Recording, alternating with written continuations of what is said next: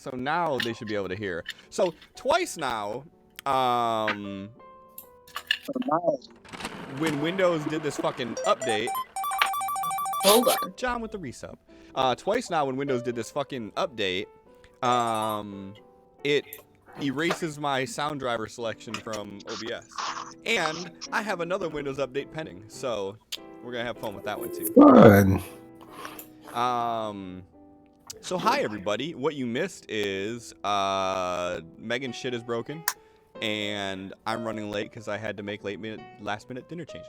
But other than that, you didn't miss anything. So welcome to the show. Happy Thursday. Allie, you're doing recap, right? Yep. Awesome. You agreed to this earlier. I know. I did. And I watched the stream earlier. I just have an absolute disaster going on right here, and I need to fix that. I can hear you. I mean, I can try to like stall a little bit longer if you want. No, it's fine. Dropping shit. So the problem is, Sin, you don't have the dark bargain hindrance or edge, one of the two. Is that something I can get? Yeah. So it's something that's actually like Okay. it's per the adventure deck. It's not an edge. Is it Destiny's Child? Yeah. So it should have given you Destiny's Child. Did that give you an additional card or no? No. Okay, it will next time. Okay. So there you go. So now you got that. Cool. As I said, I don't really have any news. Do you just need me to stall a little bit? I can ramble if you need me to stall. I got this. That's okay. I think I'm ready. You sure? No. But when am I ever? To be fair. All right, well then, while we got you halfway on the fence, go. Okay. So I don't remember specifically how it started, but we were definitely arguing over where we were going to go and what we were going to do. We were in Rushkov's hotel. Did not get a good start here in my notes. But, yeah. Anyways, so we end up calling. Sophie calls Tiff's phone because figured that's the best way to get a hold of Rushkov and just get an idea of what we should do. And he basically says he's got Tiff and Julian and they're alive for now and he can make them wish they were not. So he tells us the code to get up to his penthouse and hangs up the phone. And cue, typical, Felix and X arguing over how we're going to do things. And Sophie decides to do the great thing of just sneaking out while they're arguing over what we're going to do. And as Felix sees her going into the elevator to go up there alone, instead of stopping when he's like, Sophie, wait, she's like, no thanks. And yeah, so she goes up to confront Rushkov alone. Great choice on her part. Everybody was thrilled. Yeah, so, and then Felix, in a panic, goes back to the group, says, we need to go up there because she did something dumb. They try to argue again. Felix and X and Tal's like, not having it. So they end up getting pushed up there outside of Rushkov's penthouse by John Doe and going there, and Sophie's just sitting on a couch talking to Rushkov, and let's see, Tal throws an energy bolt beam ball thing at Rushkov and does nothing to him, which is awesome. Not terrifying for the group at all. We end up in a nice little skirmish with his 10. What? Cliff popping in on Sid's camera. That's all. Oh, Yeah, I'm not looking. I know I'll get distracted. Because I'm not already. Yeah, so nice little combat scene.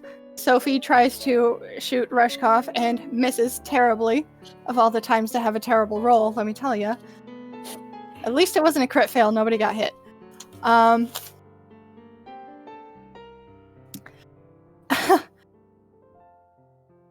Anyways. Yeah, I don't know. There was a whole lot of fight scene. And then Felix intimidates Rushkoff into letting us go. You know, not that he's actually intimidated, but he talks him into letting us go as long as the next time he calls, we answer. So we get out of... Gosh, this is terrible. If you want to know what's going on, you obviously need to watch the whole stream and not just wait for my recap, because you'll never get a good summary. But anyways, I recommend you watch the old streams anyways. yes, it's a lot of fun.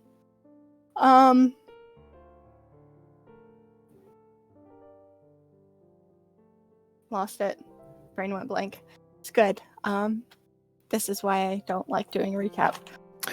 Felix talked Rushkoff into letting them go so long as when he calls they answer. Yeah, and we ended up narrowly avoiding a Felix meltdown in the elevator, realizing how high up we are.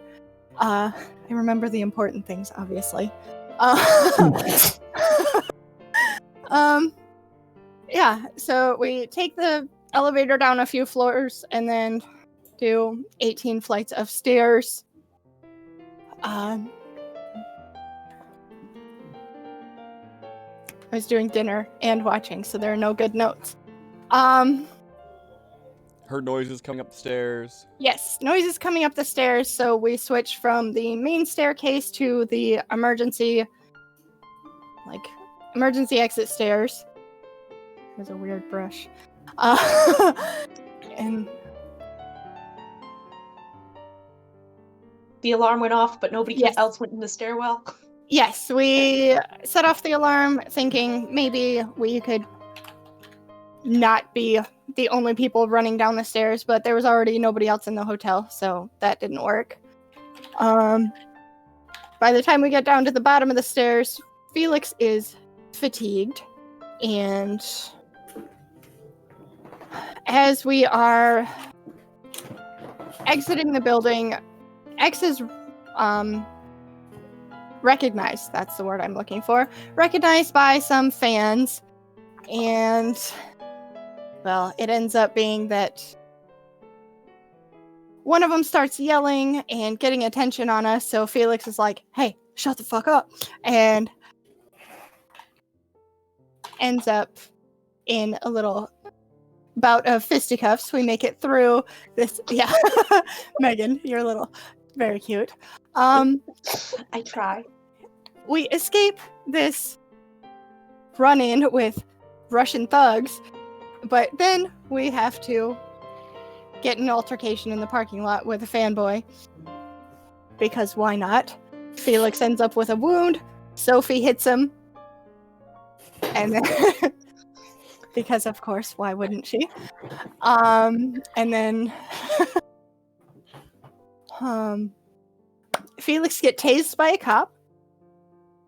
Does not shit himself though. This is important. This is important. I can confirm, did not poop my pants. Yes. We find out that X can go invisible, incorporeal, one of the two. Cal, trying to be super helpful as X gets to Felix and Sophie and is about to help that cop that has Felix on the ground from being tased and in handcuffs, his head just gets encircled in a purple orb of energy and then is gone, and he has a cauterized stump. All good things. All good things happening. Hey, you got tased too. Yes, Sophie did get tased. She did not escape this She was not agile enough to avoid the taser. Let's see. Yes, John Doe falls from the sky, landing on a vehicle. Man, but he is alive, and I remember I didn't finish watching the stream, but I remember that Tal tries to help him. He ends up getting. Excuse you, dog. You were turning my chair. Go lay down. Tal gets people from the crowd to help him move John Doe, and the helicopter starts falling off the roof. He's going to land on everybody. I don't remember all that happened there, but Hold we on, all kind. I'm gonna piggyback Yeah. that for you. Yes, please. Thank you. So, as they're walking away, they hear the crowd start to exclaim and gasp and scream, and then they turn around just in time to see a body falling from the heavens plummet onto a car. Tal recognizes that it is John Doe. They go back to help. He's gravely wounded, laying there on this car, but somehow still alive. Tal uses the last bit of his energy that he can to attempt to heal him, but with him being completely tapped out, he essentially like siphoned the essence from Felix. And Felix and him both take the effects of it, but he rolls a nat 1 on his healing roll, which actually does an extra wound. So in doing so, John Doe lets out this scream, and all of a sudden everybody feels their bodies just pull down to the ground as gravity around them increases, and they hear this grinding metal sound and look up to see this helicopter falling down. They manage to scoop up John Doe and scramble away, but due to Tal siphoning the essence from Felix, it left him a little bit stunned, a little bit out of it, and he was the only one that couldn't make it far enough away to avoid the blast of this helicopter falling and exploding down to the ground below. And Felix was caught in this explosion that launched him forward into a car and onto the ground, where we left him until today to find out what happened.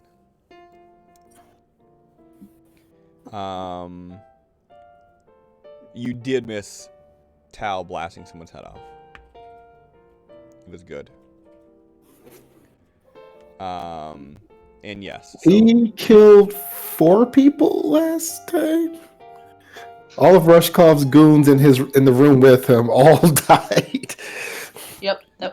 not all of 3 in them. one big poof. Half of his goons died.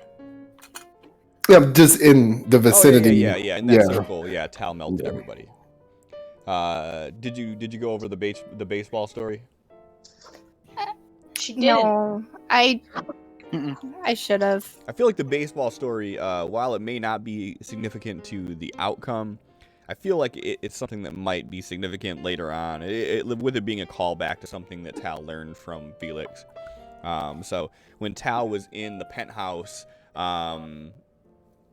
he was basically not taking any of Rushkov's shit.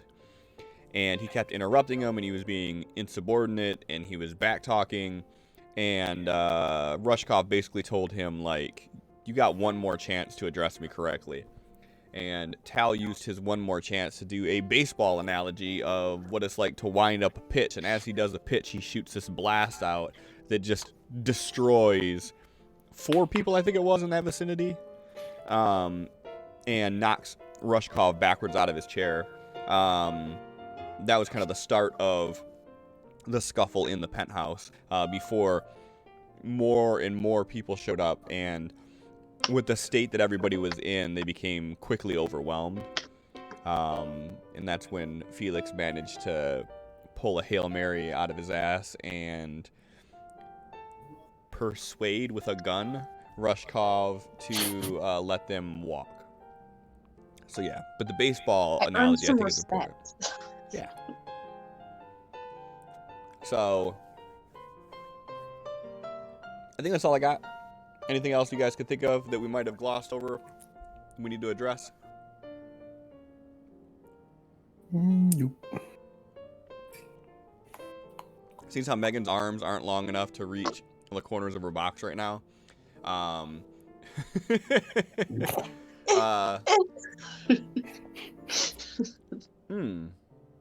What we do have that didn't show up for some reason, though, is...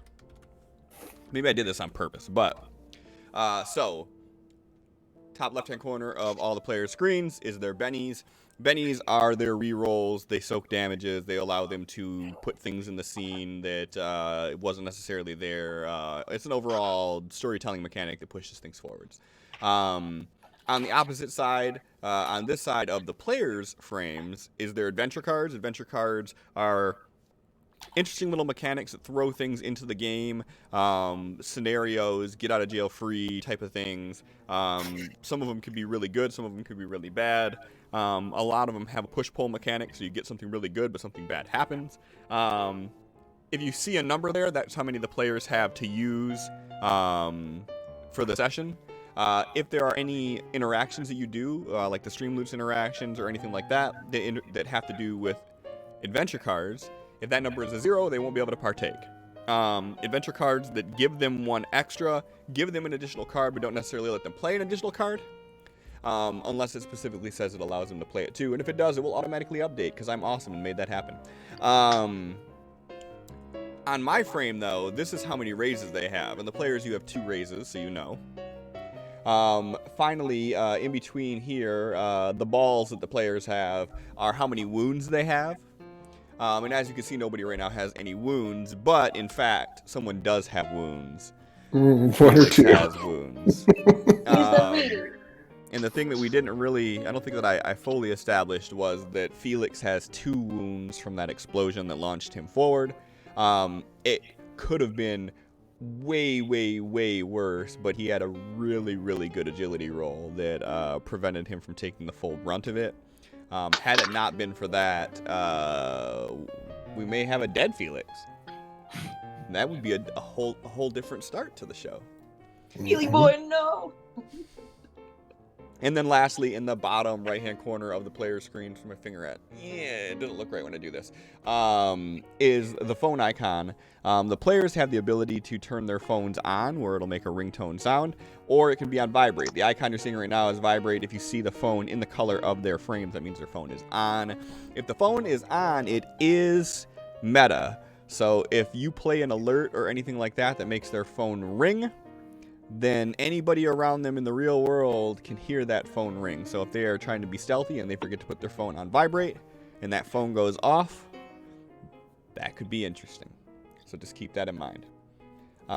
So with that being said, you're all running away as this helicopter is plummeting down to Earth, and you hear this explosion, and you kind of do this mental categorizing of everybody, and you see X is off in the distance. Tal is grabbing Sophie and pulling him, and you turn to see Felix caught in this eruption of fire, and you see his body just get propelled forward, smash into the back of this SUV, and hit the ground motionless. Everybody is panicking. You're hearing sirens off in the distance. You're hearing people scatter and scream. What do you guys do? X is gonna go run up and help Tal move John Doe. If we're far enough away from the flames and the immediate danger, Tal is just going to kind of lay him down and check his vitals to see if any of the magic managed to help him or if he's still critical. You can go ahead and give me a healing roll, Tal. He looks really fucked up. Okay. Let me see. And I want to roll to notice if I see what happened to Felix. That would be a no. You guys all seen this happen. Okay. He kind of disappeared behind some cars. You're far enough away from everything you can't see it. He's still pretty close to impact. So like there's fire that is really, really close to him. But like I said, there's cars and whatnot in the way. You didn't see what happened after he hit the ground, and then he kind of disappeared out of sight from you.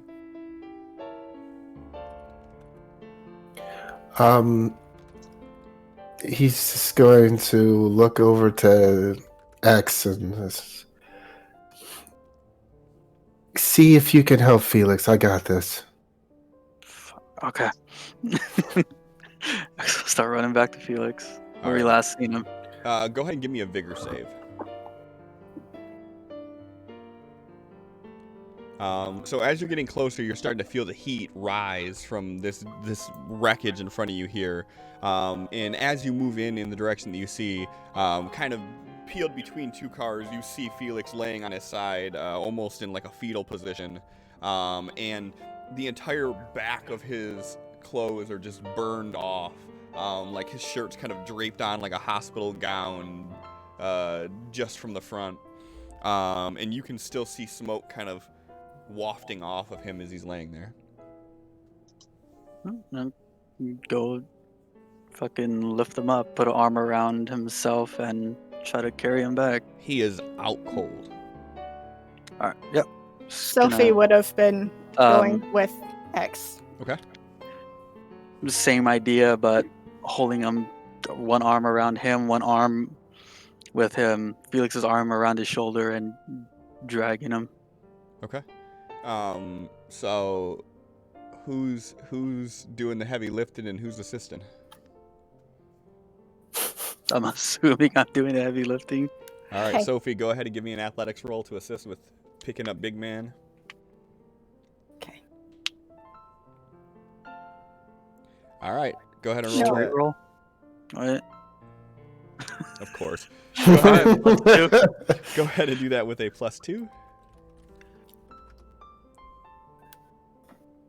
Hey. All Can't right. start out with a single-digit roll. What is this? So the We don't two Dice of are you, gonna put you in your place one day. so the two of you are kind of scurrying over. Oh yeah. So before we do this, Sophie, give me a vigor roll, please. Okay. So yeah, the both of you feeling the heat on your skin as you're lifting Felix up, and he's actually like hot to the touch, like not enough to like cause damage, but enough that you can still feel the sear of his skin as you manage to pick him up. And are you in now, Megan? I'm trying to be. Okay, because it said you connected. I just want to check. Yes, it's starting to work. So All right, I'm gonna do Fingers a crossed. I'm gonna do a spirit roll on your behalf. please do. And hey, it exploded.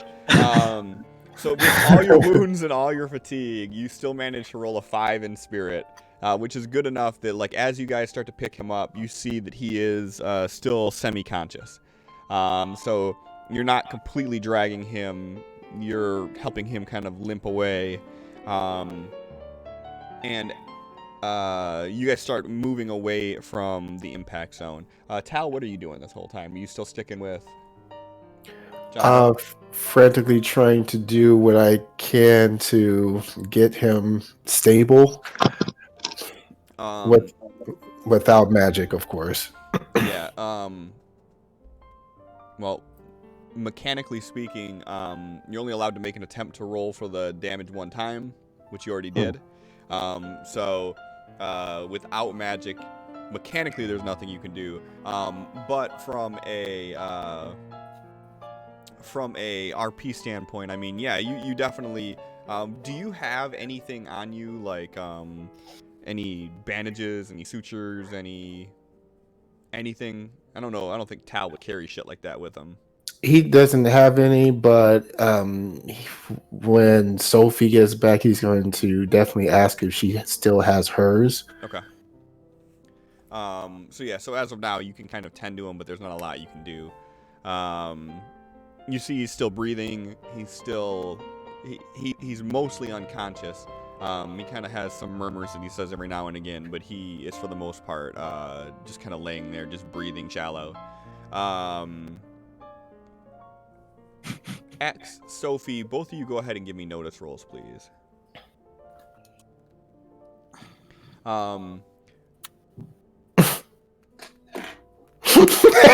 She looks offended. I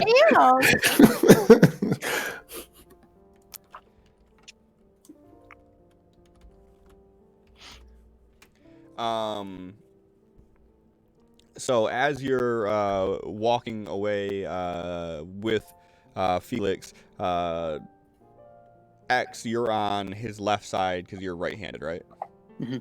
So you're on his left side, kind of balancing him up the best you can. Felix is in the middle. Sophie is on Felix's right. And X, you kind of look over your shoulder, survey around, don't see anything. Sophie, you're really not looking about. Your focus isn't on the surroundings right now. Your focus is on Felix, who's not doing so hot. And you fail to see that coming up from your right is a group of SWAT officers. And by the time you realize that they're there, they're pretty much right up on you. And they kind of stop you. Dramatic sneeze. And they're like, you three, stop.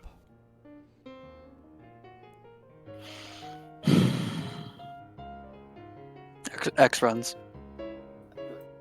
Like So you're you're dropping Felix? Dropping him. Thanks, bro. All right.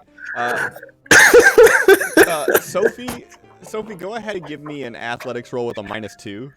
Awesome. Thanks. I'm about to be wounded. Oh no. So you feel all of a sudden the weight of Felix kind of pressed on you, like in full, as you hear feet hitting cement. And you see X kind of dart away. And as he starts running, one of the officers takes off running after him. The other one's still standing there with you. Am I still standing at this point? You're still standing. You're managing to keep him from falling, but like it takes everything that you can do to just keep him from toppling over. So X, you're seeing this SWAT officer chasing after you in full riot gear. Can't be that quick in full riot gear, right? Sure. So you just running? Yeah. Go ahead and give me a pace die, please. Oh no. Okay.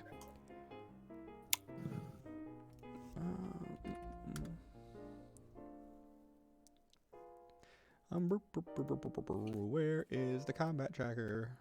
It's not for combat. It's just everything you have to do is in the damn combat tracker.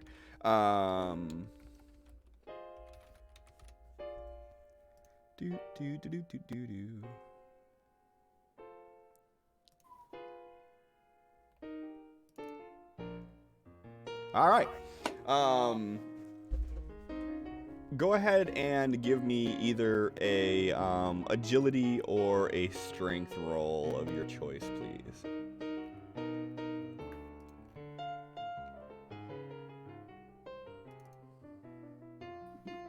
All right. This guy is fucking a pro. So you take off running and you just feel someone tackle you from behind as you hit the ground. Tal, give me a notice roll with a -4, please. Okay. Because I know this isn't where your focus is. We're gonna need something more stressful than this piano playing. Come on, it's like the less stressful it is, the more stressful it is, right? Yeah, we'll put on the moody music for you. Sirenscape isn't working for me anyways, so I can go fuck myself. I mean, we're gonna have to switch over platforms if you do that, though. Haha. Again, you're so funny. It's true, I There am. goes. That's why people It doesn't like me. work if you join late. We have to reset it if you join Yeah, I late. have to redo the sound thing for it to start. No, for it you. started. I can hear the. Yeah, because Well, we no, just no, I started just it did a and new you were sound in. bar for you. Yeah. So, I mean, so really it's your fault, but it's cool. I'll take the blame for it. Fine. Yeah, you don't see any of this shit going on here. You hear a little bit of commotion behind you, but from the screams and everything that's going on, I mean, it's all washed out. You're kind of hyper-focused on what's going on. Sophie, the SWAT officer's like, are you two all right? Your friend needs medical attention now. I think I'm okay. Just help me help him. No, he needs an ambulance now. Okay, can you get one? He kind of radios on his shoulder. He spits out some code that they need a medic. And he kind of like motions a couple of the SWAT people to come, and 2 other SWAT officers grab Felix from you, and they begin ushering him towards the direction of like the casino area, the more open area where the SWAT cars are and whatnot.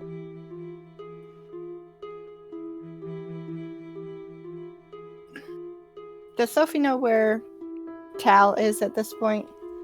You were there with him when he laid him down, so you knew where he was last. Go ahead and give me a notice roll. Okay.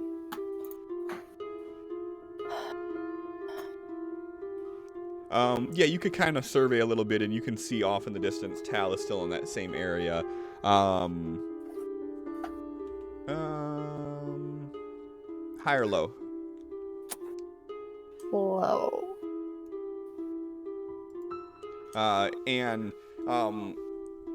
As you see Tal and you get that visual confirmation, as you're turning back around to see where they're taking Felix, you capture the image just barely on the other side of a car of X being tackled and handcuffs going on him.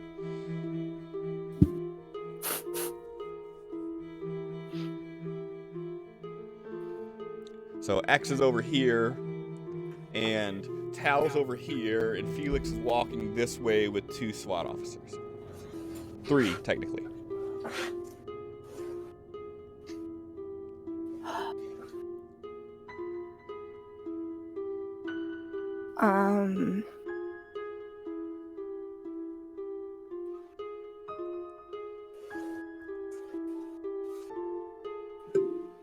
God, I don't know.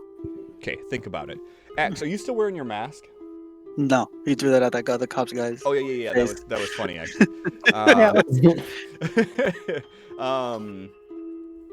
So you feel the weight of this officer in full SWAT gear just pummel you to the ground, and you feel him start grabbing you, and he's putting the cuffs on, and he's like, "Why the fuck are you running from us? We're trying to help your friend. You got something to hide?" No, I just seen a bunch of SWAT officers open fire into a crowd. I don't trust you guys. So fire into a crowd where? Back at the casino. The riders that were throwing Molotovs at him? They were shooting Yeah, rubber bullets. I don't know that. I don't know what. So what the fuck are you still sticking around here for? That was 20 minutes ago. We're trying to get away. So when we come to get you some help, you decide to run? I don't trust you guys.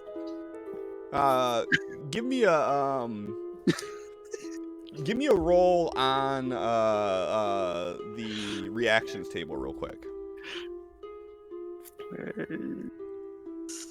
What would it be called? Reactions? Yeah. I think that's what it's called, isn't it? Neutral? Okay. So he's like, yeah, well, I don't like little punks that run away when we tell you to hold still.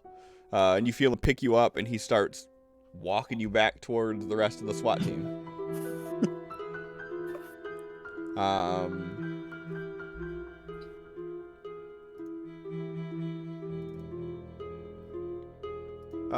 Tal, around this time, you start looking about, seeing how it's been a hot minute since they showed up. And you could see a handcuffed X being walked back, and you could see 2 SWAT people walking away with Felix, and Sophie is kind of standing there, like swiveling her head back and forth, trying to capture everything that's going on. What else does she do? She's just trying to figure out who she needs to go with. She doesn't want to leave anybody alone. But Felix is going to get medical attention, and now X is coming close. So I think as X is passing, she's gonna ask that he gives the SWAT her information so they can pass that along with wherever Felix is going, so she can get to Tal and help him with John Doe. As you try to do that, the initial officer was like, "No, I think you're gonna have to come with us and answer a few questions first." But my friend I've got another friend with... Does he need medical attention too? Yes. He kind of radios up and he's like, "All right, just wait a second here. We'll get someone over there to help him." And around that time, the officer walking back with X is coming, and he's like, "This one here says that he was in the casino when SWAT opened fire on the riders." So the guy kind of narrows his eyes at you. He's like, "Okay, so what were you doing in the casino then?" He's looking at you, X. Oh. I was trying to see what the hell was going on. Everyone said that they got a message to show up here. So after we cleared out this building, you were still inside to see this going down. So you were just curious? Yeah. What do you mean everybody got a message? Who got a message? Ask anyone. Show me. He like wiggles, handcuffed. Just tell me what pocket, I'll grab the phone. Front right. Go reach in. You got your phone there? Yeah. I Okay. don't think Figured I would anything ask happened. before I actually say I grab it. In case you're like, psych. So he pulls out the phone and he's like, "All right, what's the passcode to unlock it?" 4593. Punches it in and he's like, "Was this a text? Was this an email?" Just something on a website. So you seen something on a website that said to come to this place and you just followed it? And he like gestures to the crowd. Yeah, a lot of people did. Okay. Explain the rationale here because I'm having a hard time understanding. So random website said to come here, you came here. That's pretty much it. Give me a persuasion roll with a -2. Your good looks aren't gonna come into play here. Damn. What if I wink?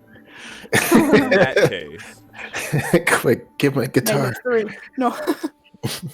Hey. he kind of looks at the officer that's got you. Is like, go send him down over there. Let him catch his breath from that sprint. And they take you away separately. And he kind of turns to Sophie and he's like, "All right. So let me guess, you're here because of a website too?"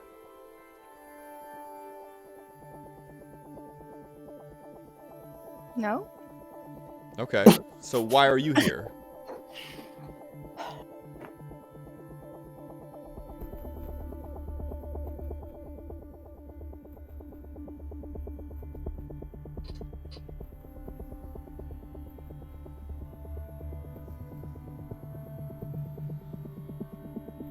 Hello? Grab your thought bubble. I don't know where it is. I lost it. Oh my God. You lost what? You don't have your thought bubble, so everything you're saying is in character. Lost my patience with you, Cliff. Oh, dang. It happens. I'm surprised it took this long. Right.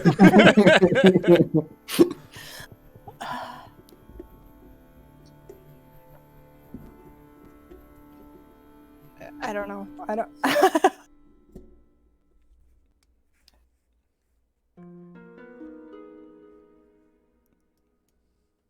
I really don't know what to say though. I got nothing. All right. So he kind of just sits there and looks at you for a second. He's like, "All right." Grabs you, starts putting cuffs on you. He's like, "We know about the website. We know about the anarchist group that started this.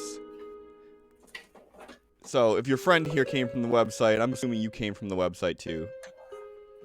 And then he starts reading you your rights as he walks you over to a different vehicle from where X is.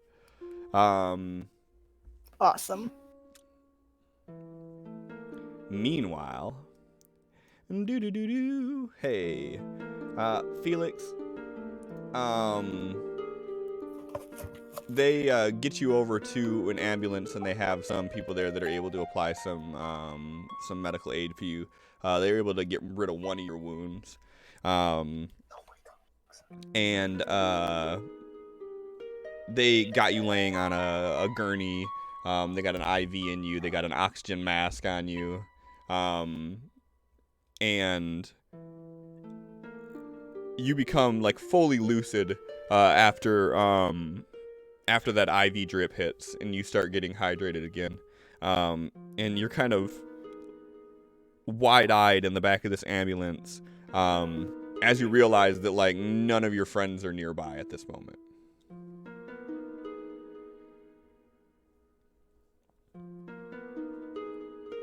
Oh.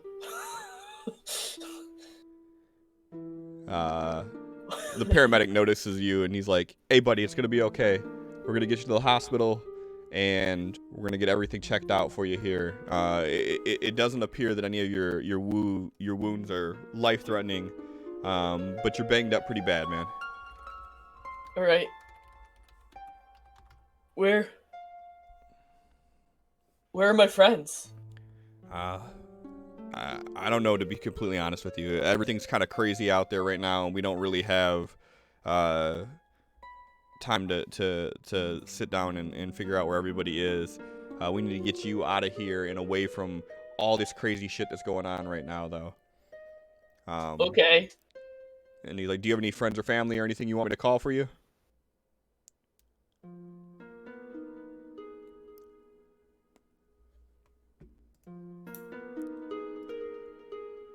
If I remembered anybody's numbers, I would tell you. Ain't you got a cell phone with them programmed in? Nope, that would be something that went missing tonight. All right, well, we'll get you to the hospital, and once you're at Sunrise, then they'll be able to try to track everybody down for you here. We can use the internet, figure out where they're at. It's no big deal if you don't remember, man. Don't stress about it. Stay calm. And you hear the doors of the ambulance shut, and you hear them smack on the wall, and you feel the gurney tug a second before the wheel locks kick in, and you feel the ambulance begin to pull away. Tal. Does he notice the SWAT and all that stuff off in the distance? Yep. So you would have seen, again, you would have seen X being walked away in handcuffs. You'd have seen Felix being carried away by two officers and then one standing by Sophie. And depending on how long you just watch, you would see X be taken away into a separate area, followed by eventually seeing Sophie get cuffed and taken to a separate area, depending on if you decide to intervene anytime before then. Tal is going to, the moment he sees the cops and them tackle X and all that stuff, he is going to kind of get behind John Doe, grab him under the arms, and start dragging him like away between two buildings or wherever he can get out of view. Okay. Give me an athletics roll, please. Oh boy. Also, I do have a question. Sure. I remember you saying that you took off the doctor costume. Were you wearing anything under the doctor costume? Or is Tal naked right now? No, he had his normal clothes on underneath it. Okay, because I was like, this is a very different scene. It's the exact same scene. The doctor outfit. I mean, if you want it to be that way. You don't have to spend a penny. Right. You gotta pay to play. All right, so you scoop up John Doe, and you begin walking him aside. And as you start moving him away from like the crowd and try to get him into a little bit of cover, you hear from behind you, there he is. And you see a couple SWAT people walking towards you. Well, not walking, they're kind of like jogging in your direction. They do not have weapons drawn or anything, but they are in full tactical gear. He is going to stop dragging him and slowly set him down and stand up and step between them and him.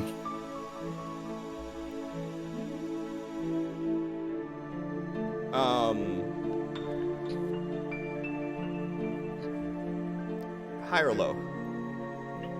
Let's go low. So they see you set him down and then stand up, and depending on what you do, here's how this plays out. They are gonna walk past you and go to pick him up, and you hear him just start talking about, all right, buddy, it's gonna be okay. We got some medical help for you coming. Tal's going to stand in their way and keep them from getting past. Okay. Give me a roll on the reaction table real quick.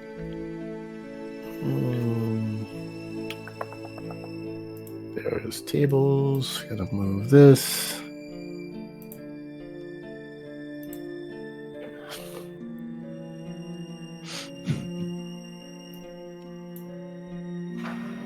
You good with that? Sure. Let's see what happens. Okay. So as you kind of stand there, are you standing there aggressively? Or just assertively. Assertively. Okay. So one of the cops like, hey man, you're gonna have to get out of the way. We need to get him some help. He's hurt bad. You can't help him. No, we can't, but we have an ambulance off site here that can. Step aside and we're gonna get him. He is not human, and he will not be treated well. Just turn around and leave us be. I don't think you understand. He's coming with us to this ambulance. We're not gonna have him dying here in the street. If you don't step aside, we're gonna have to put you under arrest for interfering with a police matter here. Your friend called us to help him. Who called you? Dad, the pretty one. You'll have to be more specific. Listen, they don't give me names. There was a girl. She said she had an injured friend. They called for us. That's why we're here. Now, this is the last time I'm going to ask you. Please step aside so we can help him. And I have already told you he is not human. Do your medical teams know anything about treating aberrant?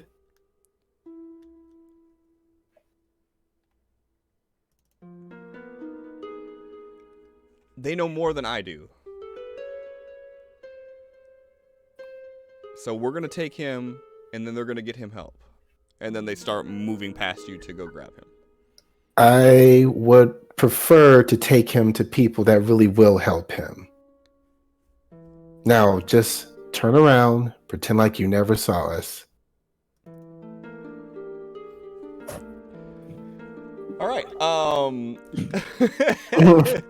Go ahead and give me either an agility or a strength roll, please.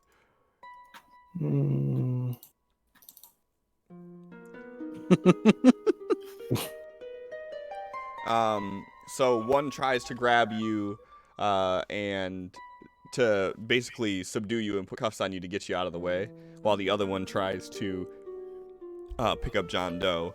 What are you doing?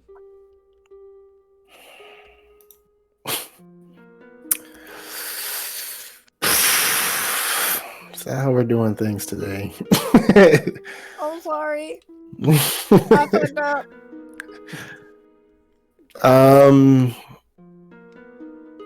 Just pure rage. He's just going to grab this guy, and he is going to try and push whatever power he has left out of himself and shoot this guy and say, I said leave us alone.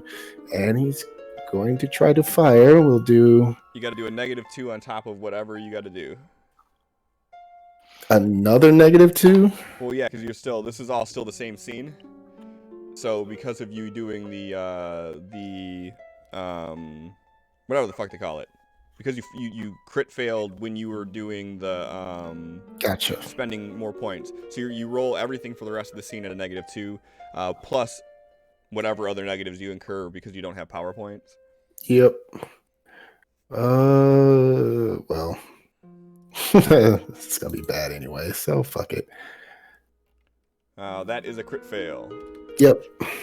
Go ahead and roll on the dynamic backlash table, please. You are pressing your luck with this shit. Hey, he's pretty emotional right now. I understand. Where is the thingy thing? There it is. It's right there. Look down.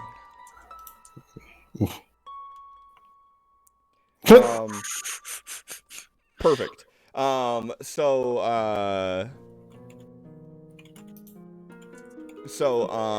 You go to try to do that, and just in your moment of rage, you just kind of erupt with this dark power, and in doing so, you just kind of feel this feeling in the back of your head. You hear like this static, and you realize that like you're completely tapped, and as you go to do this, you sort of collapse. That's not what I want to roll. I'm going to roll this. You collapse, and the officer manages to catch you before you hit the ground. And you feel him put you down, and you're kind of having this like out-of-body experience for a moment, as like you're kind of teetering in and out of consciousness. And you see them grab John Doe, pick him up, and they begin walking away with him. And you hear him kind of say something about, we're gonna need another ambulance over here. Yeah, I'm fine with him just like passing out at this point. Like he's really overexerted himself. He's got nothing else.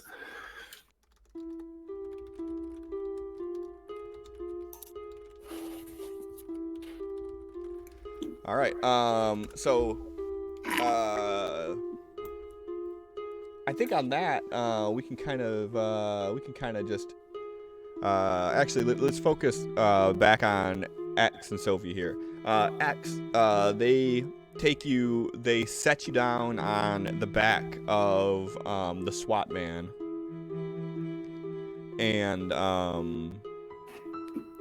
they're reading you your Miranda rights. And then you're seeing that there's this commotion going on, and you're seeing that some medics take off, running from the area by where you are, and they're running in the direction that you knew Tal was in. And there's 2 medics, and they have the wheeled gurney, and they're kind of running out there. Are you saying anything, doing anything? What's this scenario playing out here? Can I look past, like, ignore this guy talking to me and like try to see where these like people are doing with the gurney, and if they like start moving back in this direction? I mean, rude, but yeah, go ahead. Go ahead and give me a notice roll. Yeah, you kind of drown out the officer as he's reading your rights to you, and you can see him moving over, and as your eyes are following the direction that they're heading in, you can see 2 SWAT officers walking with John Doe around their shoulders, kind of like how you were walking with Felix, and you're seeing them stop for a moment. They exchange words with the paramedics. They turn around and point, and the paramedics take back off. Are you saying you're doing anything? You still watching? Still watching. Okay.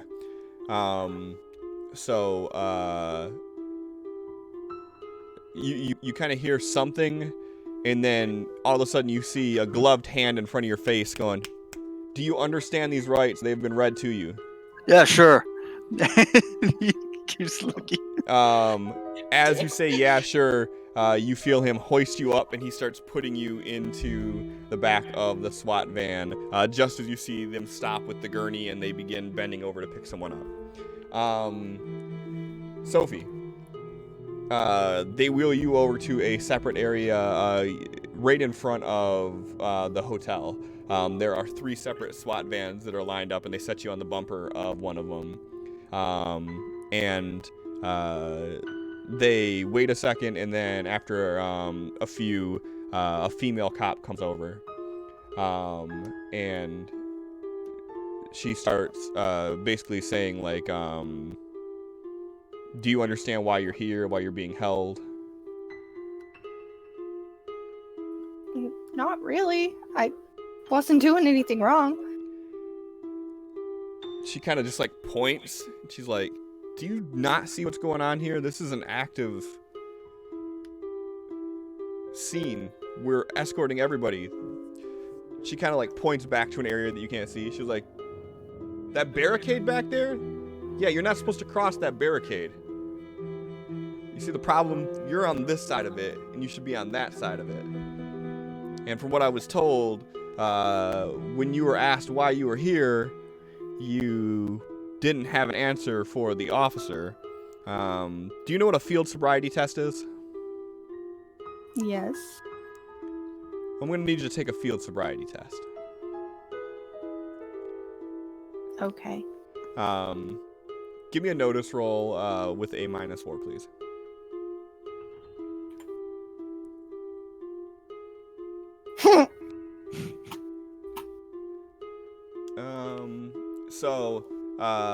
She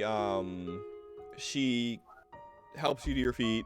She takes the cuff off, and then she begins explaining what she wants you to do for the field sobriety test. And as she's doing that, you see off to your right 2 people from an ambulance bust a gurney out of the back of it real quick, and they start running off with it. Go ahead and give me an agility roll as you attempt to perform this field sobriety test while paying attention to the paramedics. Any modifiers? Nope. You did so well with your notice, you don't have to. Perfect.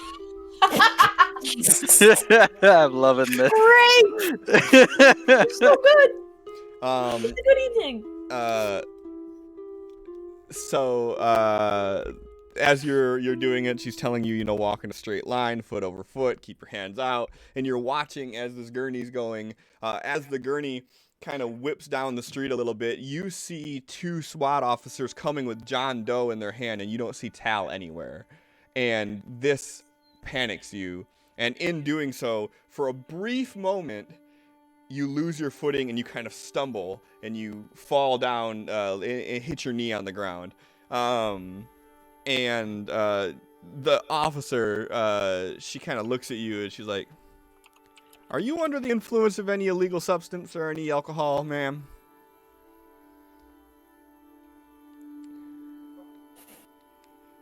No.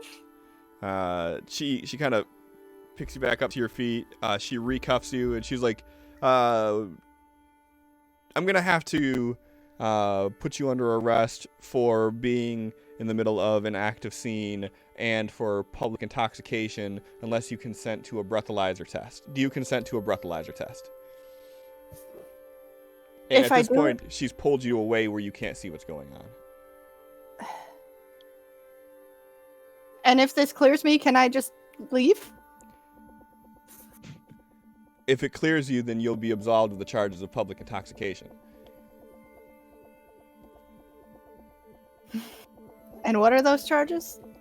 Well, you're going to get yourself a nice little cell to yourself, at least 24 hours in county, while we try to sort everything out that's going here. And then depending if the district attorney wants to prosecute you for being in this scene after it was already declared that you're trespassing and that there is a potential riot, there are any number of charges that could also be put against you here. I'm not an attorney, so I don't know that for what all could be, but between you and me, do yourself a favor, just do the breathalyzer test. If you say you have nothing wrong, nothing's going on. All right, fine. All right. So she administers the breathalyzer test for you, which you have not been drinking or anything, right? No, heck not. I'm just trying to think you didn't do anything like a swig of alcohol or Took a anything shot. anywhere. Yeah. No. Okay, just making sure. She was sitting up there with Rushkoff for a minute before we got there. That's true. I had 3 shots. Man, wouldn't it be weird if someone played a Benny to make that happen? No. So they administer the breathalyzer test. They kind of open up the door to the SWAT van and they pull you inside of it and they set you down. She walks away and shuts the door for a few minutes. The entire time that you're wondering where Tal is and what's going on the outside there. X, you are handcuffed. You are shackled at the feet to the inside of the SWAT car. And you are in there for a few minutes by yourself. And then the door opens back up and you see someone else sat down next to you. They're shackled at the feet. You see someone else. They are sat down next to you. They're shackled at the feet. After a few minutes, the entire back of this SWAT van is filled with rioters that had been arrested. And they are all shackled at the feet.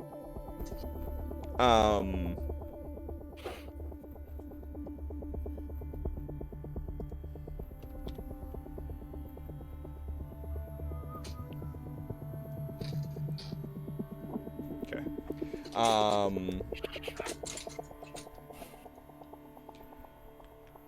Sophie, after a few minutes, the door opens back up. The same female cop comes in and she has a breathalyzer test. She tells you to blow into the breathalyzer test, administers it, you pass it. Go ahead and give me a persuasion roll. You don't get to use your good looks on this one. So, minus one. -1 or -2, depending on what your modifier is. It's just 1.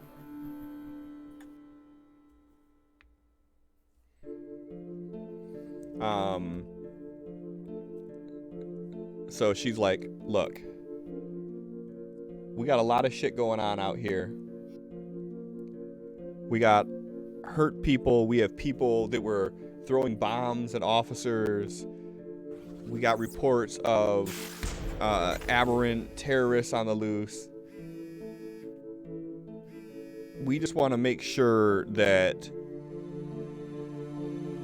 you're not getting caught up in something that you shouldn't. And from everything that we can tell here, you seem like you're on the straight and narrow. You're in the wrong place at the wrong time. We got enough people that we need to get out of here in this van. And to be honest, I don't think that you need to be one of them. So I'm going to let you go with a warning. I told all of my squad that if they see you here again, to arrest you, no questions asked. So get your ass out of here. She takes the cuff off and she opens up the door.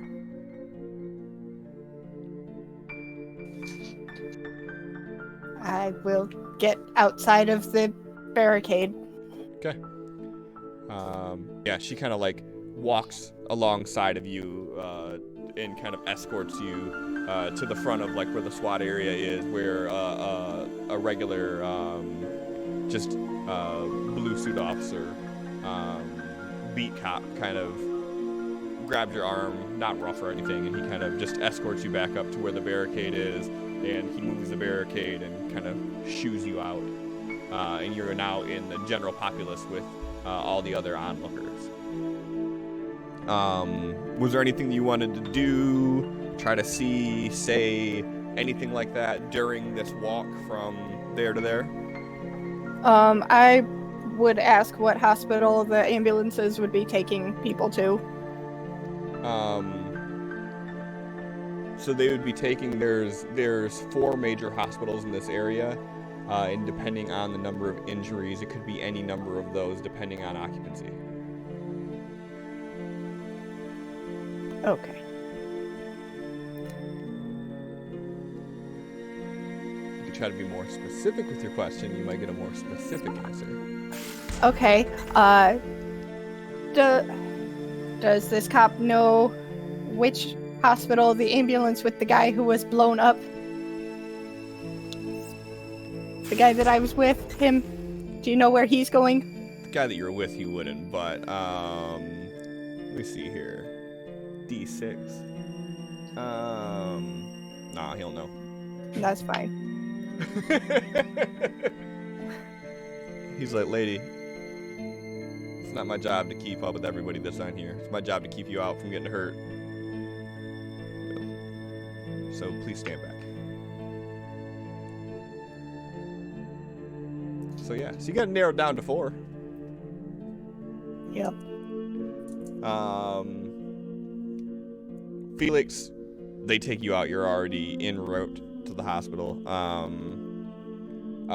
Tal, you come to, Tal wouldn't even know what the inside of an ambulance looks like. Tal, you come to in this small white room with bright lights, cabinets lining it.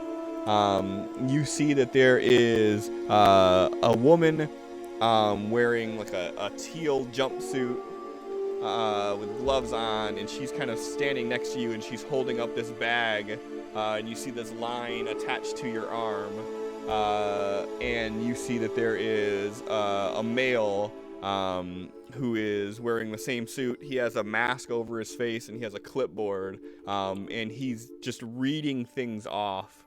And the female that's holding the bag next to you is kind of responding back.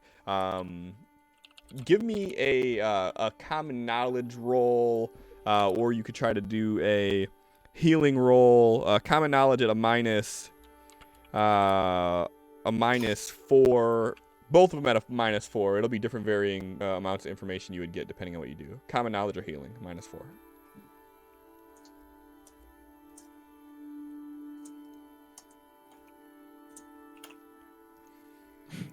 You pick up on a few terms that they're saying, and best that you can tell, they're reading off like different types of vitals from you. Do what you will with that knowledge.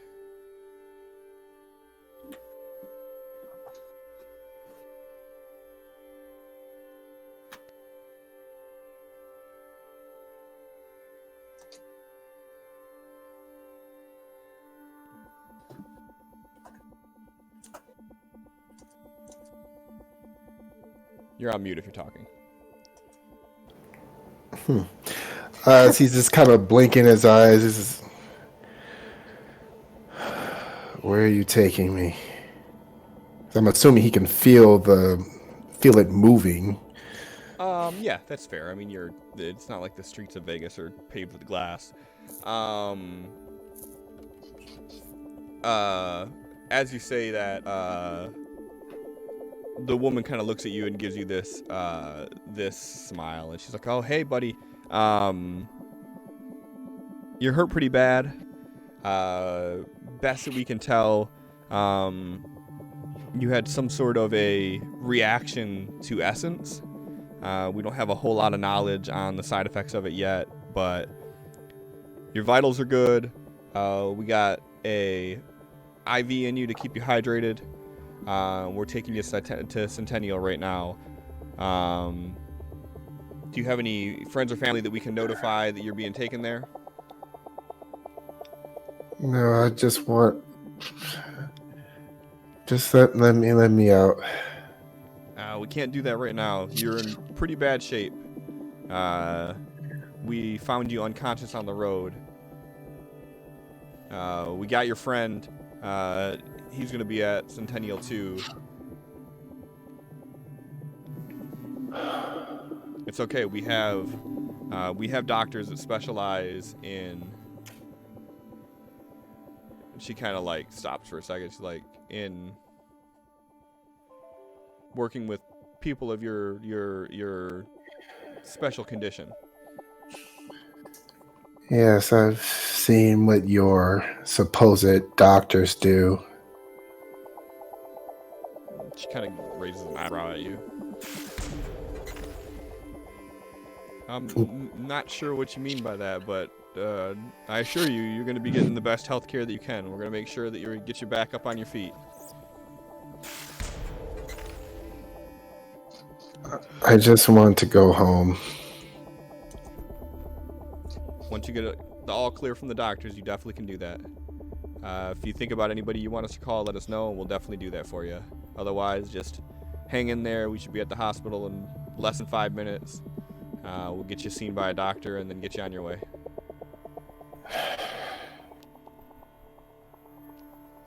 Look, I don't need to see any of your doctors with your purple suits and all that.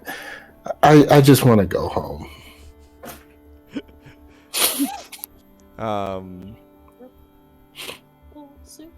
Night doctor. And Yeah. outfit. Megan's the only one that didn't get it. Oh, She got there, ladies and gentlemen. When you can Listen, physically listen. see the gears turn. the joke is me. Uh-huh. Yeah. I was like, what? Since when do doctors have purple suits? You know. When they work the night shift. Got it. Exactly. It's the night doctors. Doctors. Are you trying to like get up or anything like that, or are you just kind At of? this point, he is trying to get up. Okay.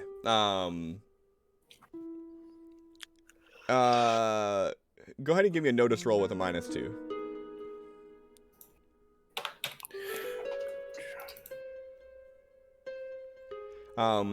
So as you're trying to get up, you see her reaching in the drawer and she pulls out a syringe.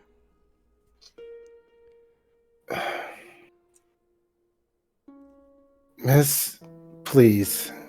I know you seem to have good intentions, but I've had enough help. I just want to leave. We can't just let you leave. We're on a highway right now. We're driving to a hospital. We're gonna need you to just lay down and remain calm. If you want, I can give you something to help you sleep a little bit. And that way we can get this all taken care of, then you can be on your way.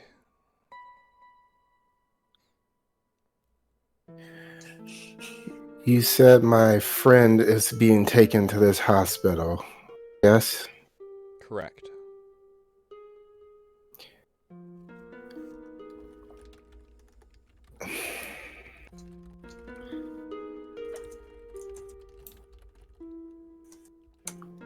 Fine. Don't try and put me to sleep or anything. But if you're taking me to some facility where you're going to try to experiment on us, you'll be the first one to regret it.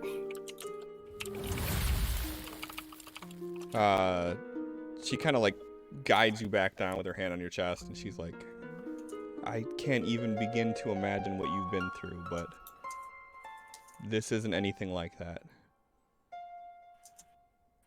That's what they all say. And he just kind of lays back and he's just kind of looking off in the distance.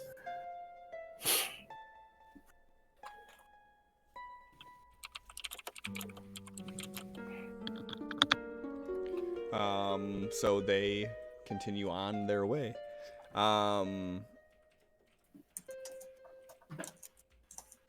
Sophie, so you're kind of standing out there, and after a few minutes of waiting and watching,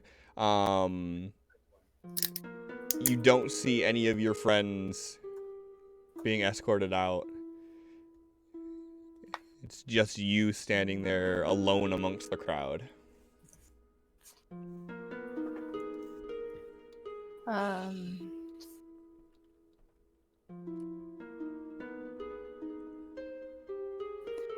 And I guess Sophie's gonna try calling the hospital, see if they'll tell her if people matching the descriptions of John Doe and Tal and Felix have been brought in. You're going where? Going to call the hospitals and Or you're gonna see, call all of them? starting with the one that is the closest. Okay. Well, they're all pretty close. So I mean, yeah. So go ahead and give me a, what are we gonna call this one? A research roll, please. Just to determine how long it takes for you to get through and get all the information. Okay.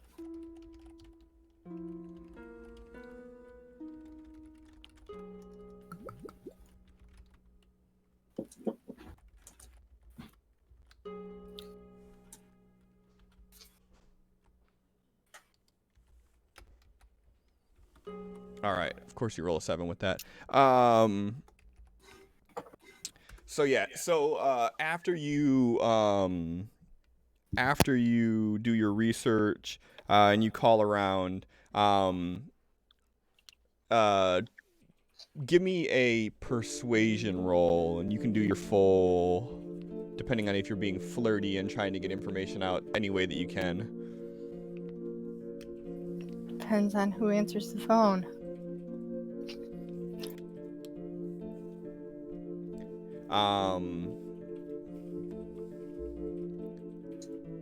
What is that going to be countered by? Persuasion to spirit.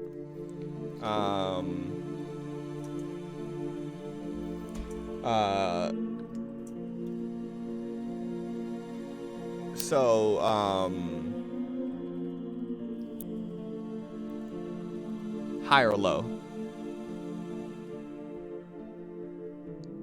Hi. Hi to you. Oh, did I say hi? I meant low. Oh, did you mean low? So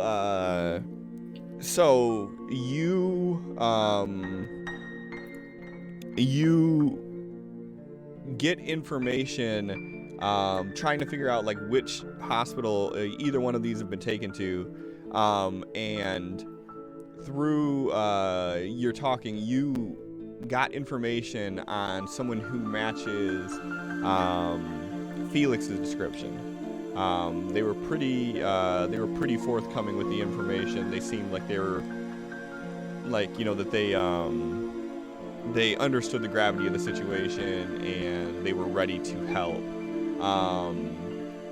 And you say that they were that he was rerouted out to Desert Springs. But through any of the other hospitals that you called, you did not find any information on anybody that matched X's description or that matched Tal's description.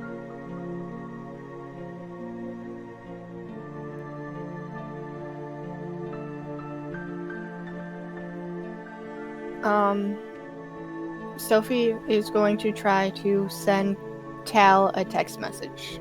Okay. From just asking if he's okay, where he is. Well, you know what? I should actually set up an alert that I can do that just makes your phone ring for no reason, just so that way when you say stuff like that, I can just like bzz, bzz, bzz, and buzz Tal.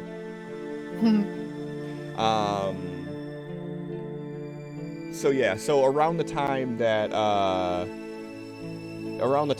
the paramedic puts her hand on your chest and lays you down and says, you know, like she doesn't know what you've been through, you feel your phone begin to buzz in your pocket, Tal. And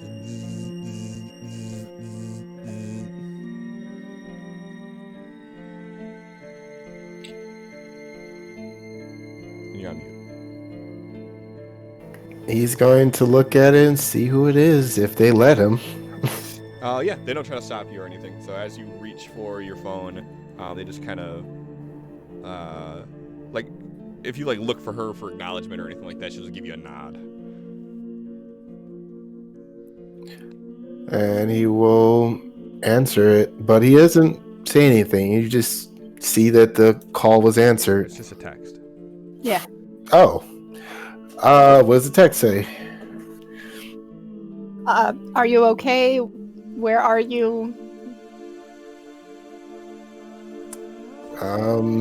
Hey Tal, LOL. It's Sophie, LOL. Worried about you. Emoji, emoji, emoji. The letter R, the letter U.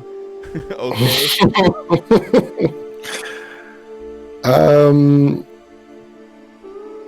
Says you get a reply back.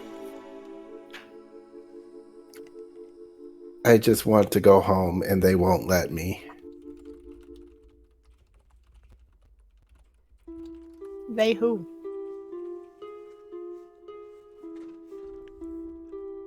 The people that are driving me to what they claim is a hospital. What hospital did they say?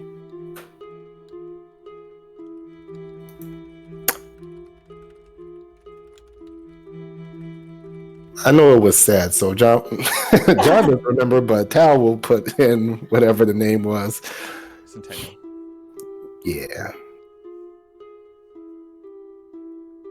Okay, and I'm assuming that's closer than the person matching Felix's description is being rerouted to.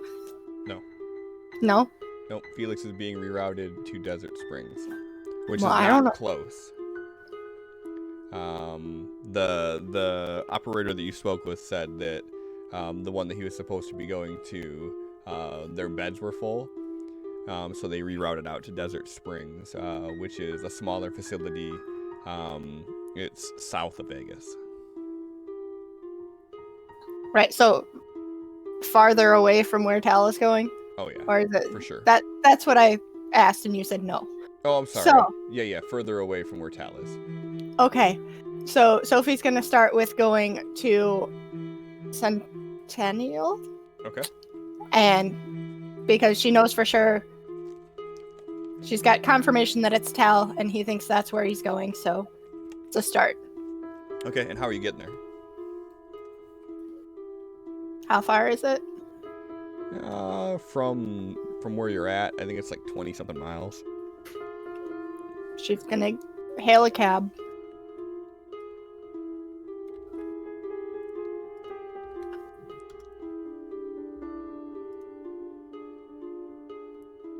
Do you want to know exactly how many miles away it is? I can figure that out for you. No. Okay.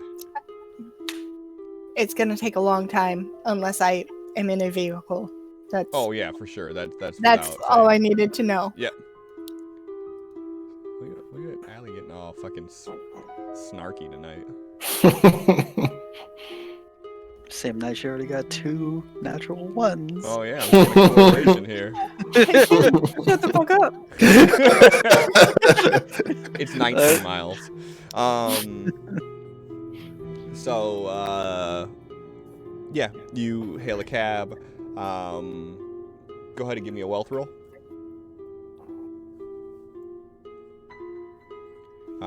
So you can burn a savings, or you can drop down a wealth die, or you can re-roll if you want. It's still early and I only have 2 bennies. But you know what? No, I'll just drop it down. Okay. How do I do that? Never mind. Got it. Yep, like that. Yep. Okay, cool. So you hail a cab. You start heading out that way. So X, you're in the back of this SWAT vehicle with 7 other people crammed into the back here. All of you handcuffed at the front, shackled at the feet to the base of the vehicle, and they shut the door, and you kind of hear them say something about needing to look into something, and then it goes quiet for a while, and you guys are just in the back of this vehicle by yourselves. They don't start it up. They don't immediately leave. You plan on doing anything, or you plan on just letting this play out?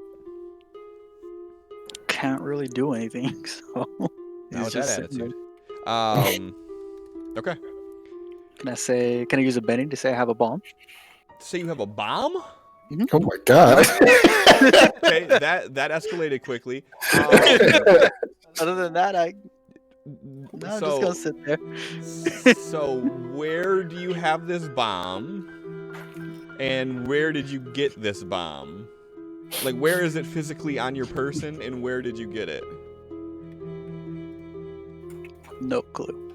Then no, you can't do that.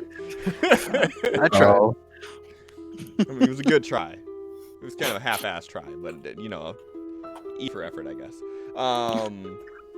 Okay, so after a few minutes, where are you going? Hey, where you going? And I don't read lips well. Yeah, she going somewhere. I gotta pee. Is she peeing right now? yes. It's fucking cold and I'm getting a sweatshirt. Boo. Okay. Boo you! So after a few minutes, you hear the SWAT van start up, and you feel it kick into drive as you are taken away. What is going to happen first? Well, first would be Felix, but no, technically first would be Tal. Tal, you arrive about 5 minutes after talking with Sophie. On the phone, texting with Sophie. You arrive at the hospital. They wheel you out on the gurney. They get you into a room. They hook you up to some machines. They check your vitals. And this doctor comes in. And he like kind of walks over to you, and you see him just like looking at you. And he's looking at you pretty intently, and he's like scanning you with his eyes, basically. Give me a notice roll.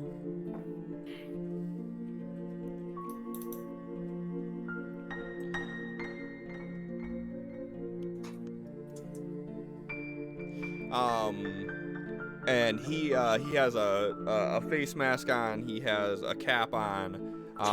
He's in full scrubs, and he's sort of looking at you, and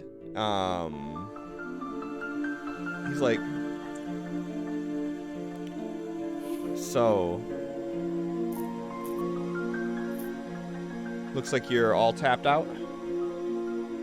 Are you feeling a little lethargic? Feel like your connection back home is a little fuzzy?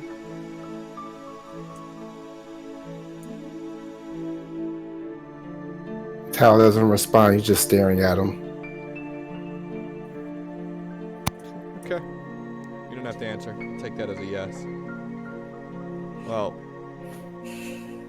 if you keep pushing it, you're going to injure yourself greatly. I've seen it happen before. What you need is a few days of rest and to not use your powers.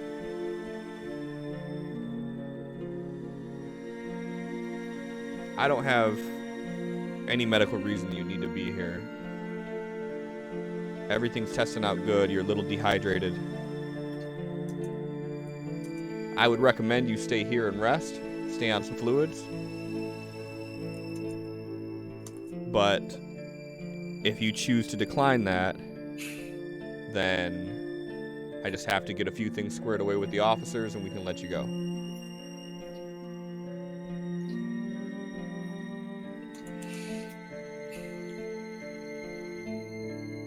Where's the other one like me? He's upstairs. He's been administered. He's definitely in worse shape than you are. He looks like he'd been beaten. Did you guys get into an altercation with somebody?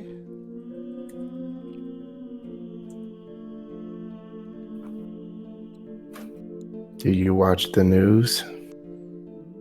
Not really, but I know what's going on. I've heard enough from the people that have been brought in over here.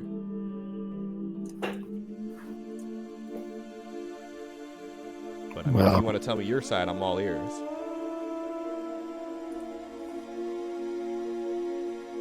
Rushkoff and his people are the reason that we are here. We were trying to escape. He's got police on his side. So if you don't let us go, we're dead.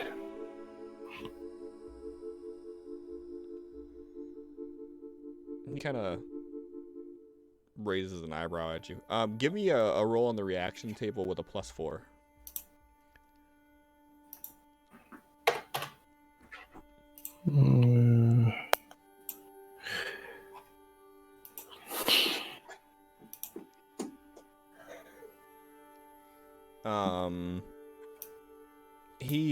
He closes the door behind him, and he sets down his clipboard that he's been writing on, and he takes off his mask.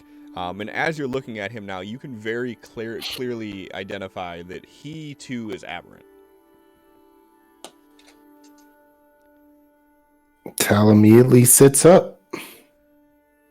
And he gets really close to you.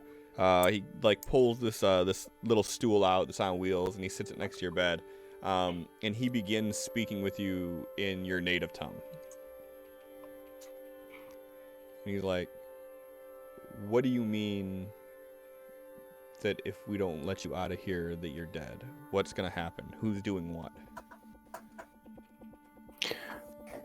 I don't know what this man wants, but he's been a constant source of trouble for me and those trying to help me. And now, the one that is known as John Doe 36 is up there fighting for his life because of all of this. I don't think he's in safe hands here. I need to get him back to our people at my camp. I have people there that can help him where he'll be safe from this man and his reach.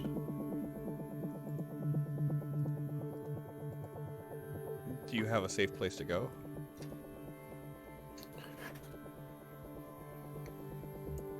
Not anymore, other than trying to get back to camp.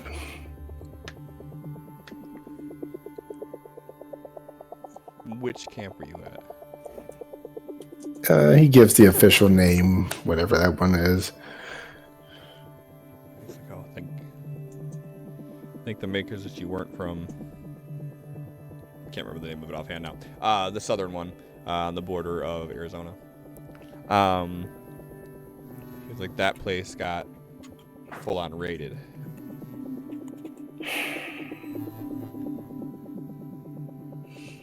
How long ago? A couple days. Something about some aberrant bioterrorist.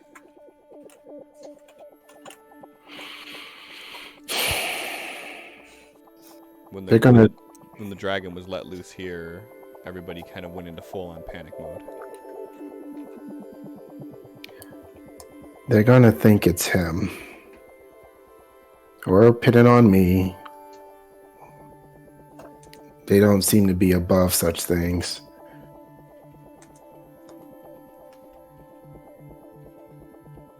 Well,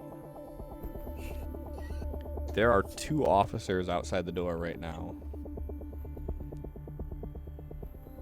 Something about you were resisting arrest or getting in the way of them trying to do something, so they have questions for you. If you play it cool with them, it sounds like they're going to let you go. But they know that you're in here, so I can't just let you out without drawing even more attention to the whole scenario. Play it cool with them. Get yourself out of here. And he kind of like picks up the clipboard and he looks. And he says, "John Doe is in room 308. He's in stable condition right now. he was brought in as critical. We do have trained staff here that are working to help him. So this really is the best place for him right now if you don't have some place to take him to. But I understand your distrust, and if you think that there's a better place than here, then do what you have to do. Why are you working for them? So I could help our people. When I first got here, there were some really bad injuries, and they seen that I was able to heal in ways that they hadn't seen before. I was one of the very few people that were actually brought on this program. It's a mentorship program where they're using the training that we had back home as experience needed to jettison the training and get us actually registered as doctors. Otherwise, our people are subject to the same healthcare system that the humans are. And while we have our similarities, as you know, we definitely have our differences. So I've seen an opportunity that I could actually make a positive impact. Is the healthcare system here good? He just starts laughing. Valid. Woof. Back in English, if you only knew the half. The healthcare system here is absolutely broken. They have to pay for it. And the costs of things are more expensive than they pay for their housing. Well, why would they profit off of people's misfortune? You know what? No, that just kind of falls in line with everything else. Never mind. Oof. Well, if you figure out the answer to that one that makes sense to you, be sure to let me know.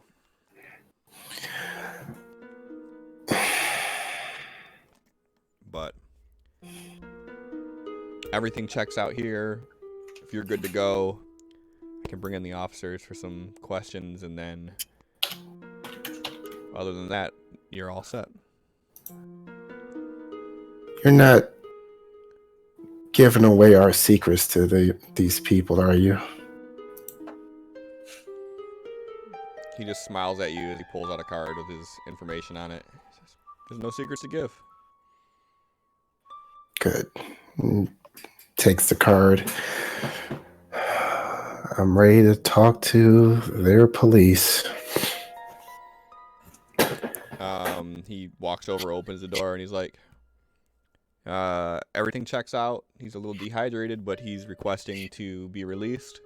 And I see no medical reason that he needs to stay, so. And they thank him. He thanks them. He's like, he looks back and he's like, "Be safe." You too. Then the cops come in. And they just start asking you general questions about, like, what you were doing there, how your friend got hurt. What is your tone going to be, your demeanor? What's your reactions going to be like to these questions? It's going to be, he's going to dial up like he's very afraid and confused. Okay. Saying that he was told that Rushkoff had aberrant people and was holding them. And he came down, he saw the message on the interwebs. And the Googles. Yeah.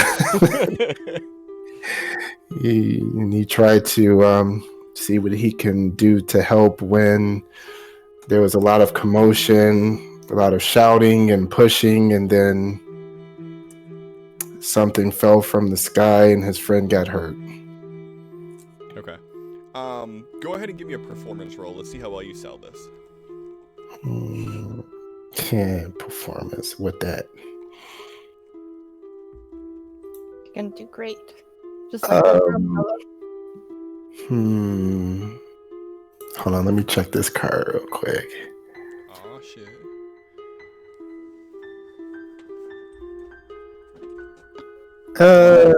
One I said might be useful. Yeah, sure. Let's go ahead and burn that.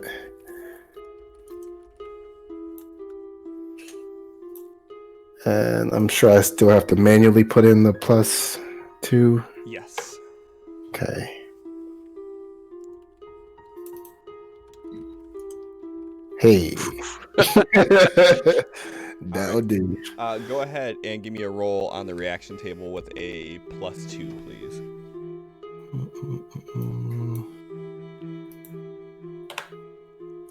Oops. There we go. And boop. All right. So the officer you're speaking with, he looks kind of green. He's new. He seems. You wouldn't say he seems sympathetic, but he seems understanding. And he takes down all your information. And then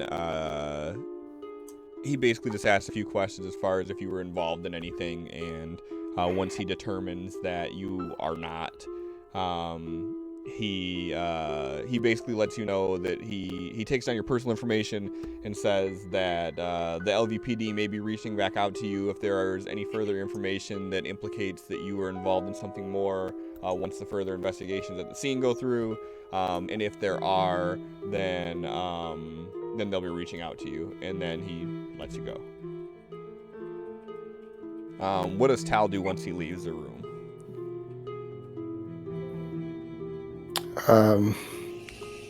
Oh, by the way, I think when the helicopter fell, it fell like right on the head of one of your officers and totally took his head off. It was horrible. Just to let you know. Give me a persuasion roll. Sure. Benny that. Does he still get the +2? Oh wait, yeah, that first was a +2. I forgot to put that on there. It's for the whole scene. The rest of the round, not scene, but I'll give it to you. Okay. Because a crit fail on that would be so delicious. Let me say. But no, he kind of like looks at you with this like shocked look, like what? And he writes it down, and he's like, oh, I'll make sure I report that over right away. It's really weird. The helicopter landed on his head and cauterized the wound and everything. It's just like the head was never there. Crazy, man. Strangest accident we've ever seen. Your world CSI so is weird. baffled. Must have been a really hot piece of that helicopter. Yeah, the explosion, shrapnel. The hot blade must have just. Yeah. Right The off. helicopter's impact took it off, then the explosion cauterized it. It's a medical mystery. See, the conditions were perfect, and that just, I don't know. Never Yeah. see it again. Mm-hmm. I'm gonna make sure you get your Benny back. Okay, so yeah, so the officer walks you over to discharge, asks how you're gonna be paying, and they're like, or we could defer the bill and bill you later for it. Sure, bill me later. And they're like, all right, we just need to get an address for you and a few information. It's like, the line about Social Security and all that. You can skip that. Obviously, we know you don't have a Social Security card. But yeah, so they give you a form to fill out. And then once you're done with that, they let you go. And then you're they buzz you out, and you're standing in the main lobby of the hospital right now. Any plans?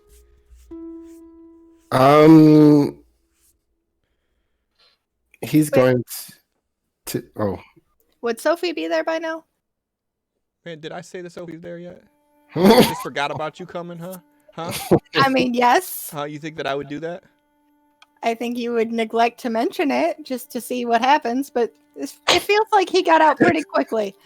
Just throwing that out there. Mhm. Just checking, because I'm important too. Uh-huh. But okay, continue. Don't forget about me. I'm important too. That's right. Sophie,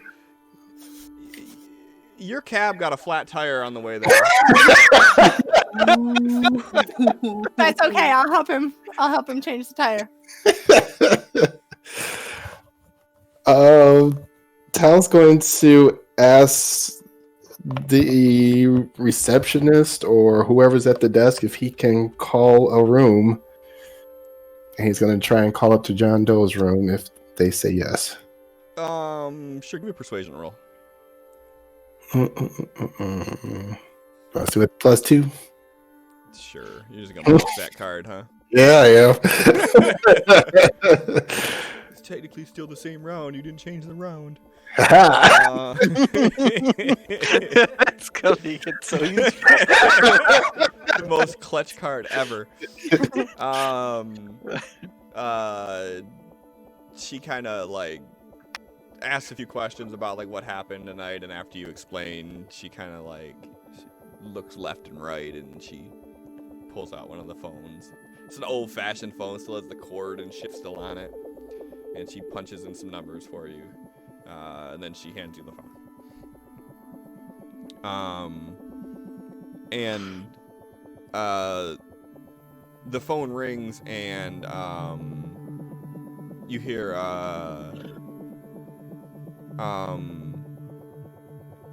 Trauma, this is Becky.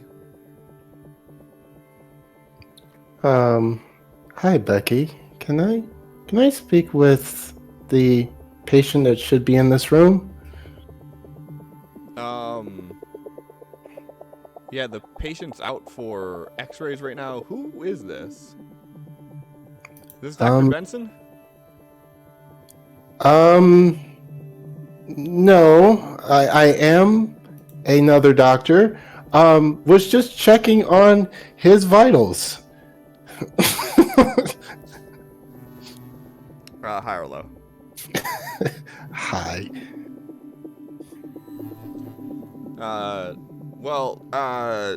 Dr. Benson has lead on this case. All the results are going to be sent to him. Feel free to reach out to him. But yeah, he's out for tests right now. I don't know. He should be back probably in about 20. Are visitors allowed at this time? You're a doctor where? He hangs up.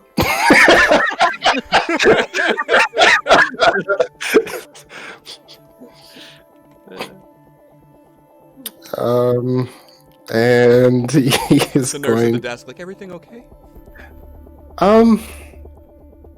I hope so. And he's going to go outside, and he is going to try to figure out how to set up an account with Uber and try and get one. Go ahead and give me an electronics roll.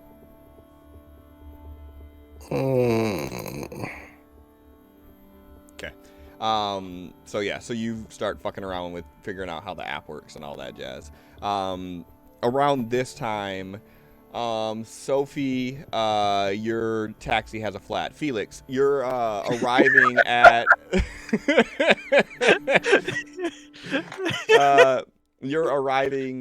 the hospital, and they get you into a room, and they start hooking you up to IVs and switching everything over and asking you some questions. Basically they're just giving you kind of like the full third degree about what's going on right now. Just like my burns.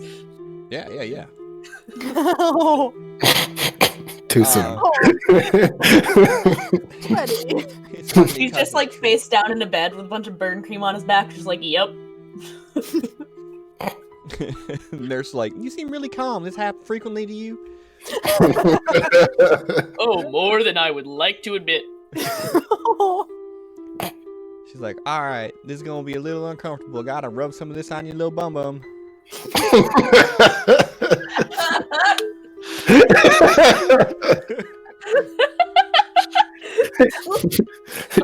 It's cold.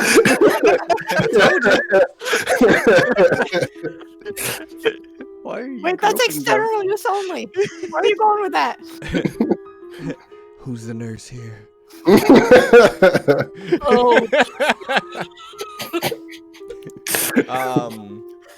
Hey Sophie, give me a repair roll. You're gonna help that Uber driver or that taxi driver. she's got it. She's all the car breaks down. The taxi's like, oh, we're gonna have to wait for roadside assistance. Sophie's like, Fuck this. put your hair up in a ponytail. I got this. Where's your jack at? So Felix are asking you questions about as far as like having you recap what happened tonight. Basically like, you know, how'd you end up there? How'd you end up getting burned? What happened?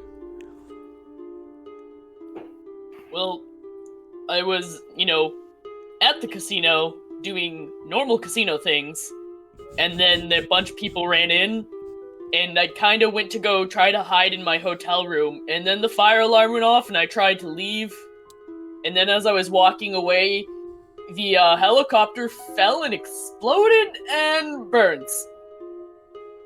Keep your head straight, honey.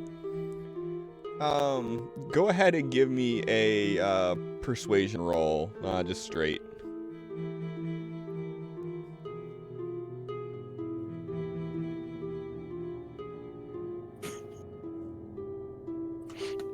Okay.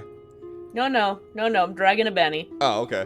I thought the thumbs up was saying like, no, we're just gonna roll with that. Better.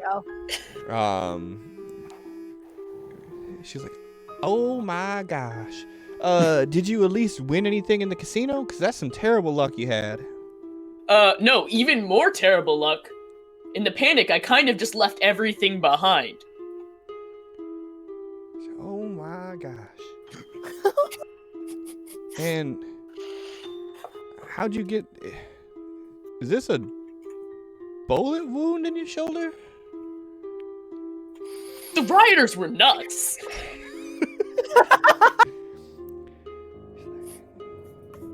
This is just the most fascinating of tales. Oh, I could tell you lots of them. Well, you might be here for a little while, so we might have a chance to hear some of those stories, because your back's a little, it's a little dinged up. Yeah, I can feel that. Well, that's good. That means that the nerve endings are still attached. Awesome. Well, at least I have some good news, because honestly, I feel like I have the worst luck. She puts her hand on the back of your head, and she's like, the fact that you're still alive proves that you have really good luck, honey. That's comforting. Thanks. She's like, all right, well, we're going to have to cut the rest of these clothes off you. We're going to get you into a gown, and then I'm going to have the doctor come in, and we're going to take you to get some tests. Okay, yeah. Thank you. Sophie, you get the tire all fixed up. You get it back on the road. Go ahead and give yourself a bump back up on your wealth die. You got this ride free of charge. Yay! Just You get to the hospital. You rush into the front counter, super emotional and displaying all the emotion on your face as Sophie does, and you're about to ask the nurse at the front counter about Tal when you see him kind of standing in the corner of the lobby fumbling with his phone. Sophie's gonna go hug Tal. She's just glad he's okay.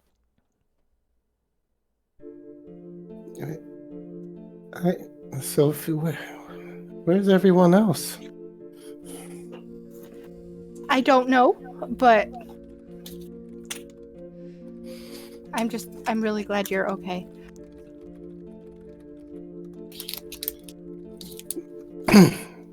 Not quite sure okay is the word for it.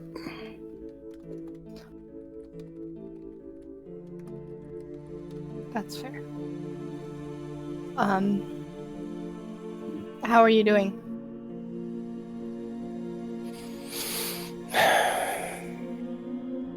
Just tired. Said physically I'm fine. But they have John Doe upstairs and they claim they're taking care of him, and I just have to, I guess, hope that that's true. But this all went so wrong. I just wanted to leave and they wouldn't let me. Oh, he's stuck here from trying to help and he's hurt and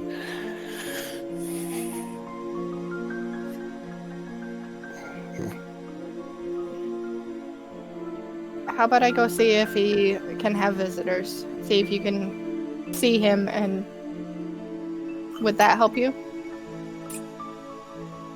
I want to be able to take him out of here because I don't know if he's safe here. They said they're looking for an aberrant terrorist, and you know that they think that's him.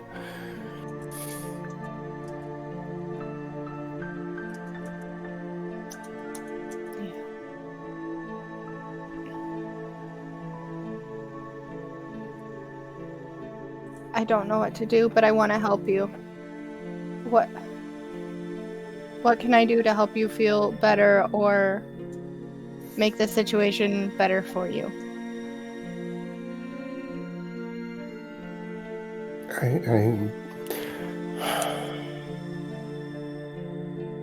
It's like he looks like he's just really trying to hold in tears, and he's just, I don't understand. I really wanted to help you all so that maybe we could get past this and I could start helping my people, but I'm no closer to helping them. In fact, I'm getting further and further away from it. And in fact, now one is up there fighting for his life and dealing with this Russian guy and all this that I really don't care about at all. I don't want any part of this. This is not what I wanted to do. I'm sorry. I know that Miss Tiff's in trouble and all that, but we were never equipped to deal with this. You don't have to apologize for telling me how you feel. Your feelings are valid, and I understand. I don't want you to feel like you have to stay and help with this, and if we can get John Doe up to feeling better, well enough to leave, then you can just go with him and do the things that he wants to do, and as soon as I get Tiff safe, I will do what I can to help you there. I just want to get him, take him back to our camp so that we can all start trying to figure out how to get back home. He said they've already, the police said that they've raided one of our other camps. Just like I figured they would. So if they haven't already, guess whose camp is next?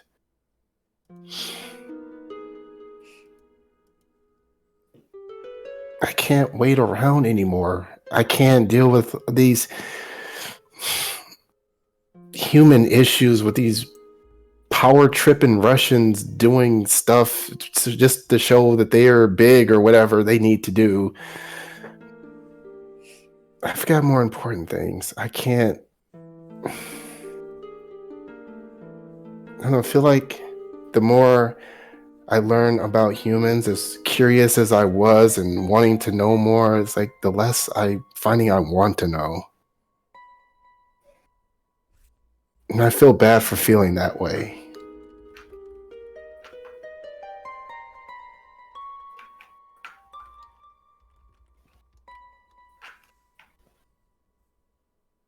Humans can be pretty terrible, so I understand that feeling. But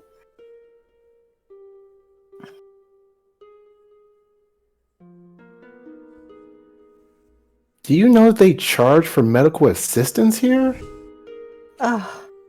yeah, our healthcare system is so broken. That's just another thing that everyone knows about and just allows.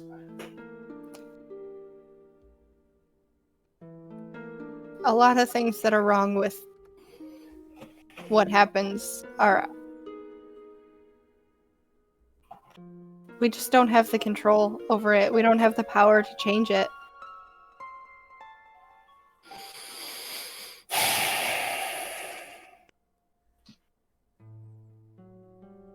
It's...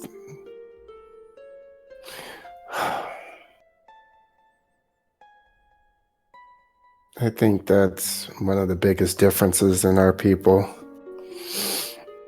Everyone here just always seems so defeated and powerless to change anything. Meanwhile, back home, everyone, they have to try and keep egos in check so they don't try to overthrow and take over, and everyone thinks they knows what's best.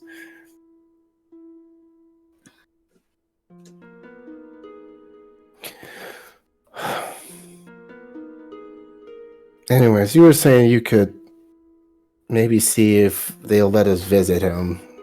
You think they would let you if you have some way of making them do that? Well, a lot of times hospitals have visiting times where you can go and visit people who are in them, and it doesn't interfere with their care. It's going to depend on how severely hurt he is, but I mean, they might let one person in to see him, and even if they only let you in, that's good enough for me. I guess we can try.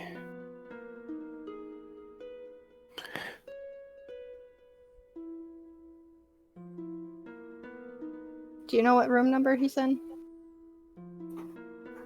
Was it 108, Cliff? 308. 308. Yep.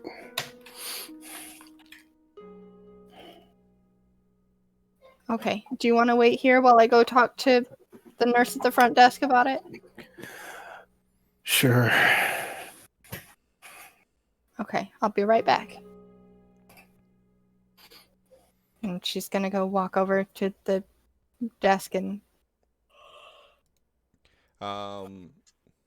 Yep, so you walk over, there's an older nurse there, and she's kind of just pecking away at the computer, and she looks up at you through the gap of her glasses. And she's like, yeah, can I help you out with something? Yeah, my friend is here in room 308, and I was just wondering if we could go up and see him. And she's like, oh, 308, that's in trauma. Are you said you're friends with him, or are you family? Oh, my friend over here is as close to family as he's got. She kind of looks over at Tal. Like, tries to like duck behind, right to the side. Totally not stealth. She's like, oh, okay. Yeah. Go ahead and give me a persuasion roll.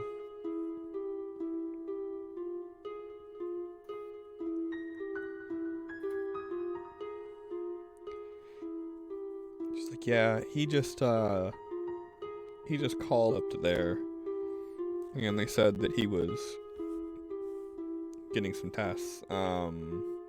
He didn't mention anything about going up there, but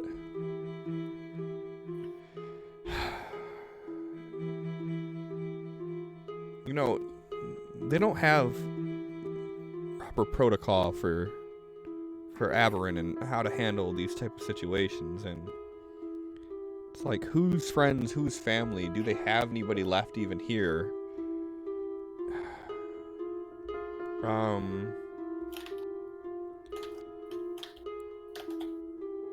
Yeah, if you guys want to go up, let me get some visitor pass for you, and you can go up and wait for him to get back to his room. Thank you. And she whips up some visitor badges and gives it to you, and then she's like, all right, just head down the hall right there. You can see a set of stairs, just on the other side of the stairs, the elevator. Go ahead and take the elevator up to the 3rd floor, and it'll be on your right-hand side when you get out. Okay, thank you. And Sophie will head back to Tal with the visitor passes and share that info. All right. Axe, go ahead and give me a spirit roll. You got this. Welcome to the clink, motherfucker. You feel the truck come to a stop. You hear the chains jangle that are attached to your legs. You hear the doors open and close. Back door pops open. You see through the night sky. You're in a area that has tall, like 12-foot fences with barbed wire at the top. As one officer is undoing the locks on the person to the left's feet, and another one just on the other side of him that's standing by the door with a shotgun in hand. And he starts basically saying, as of this moment, you are all inmates in the county jail, pending trial.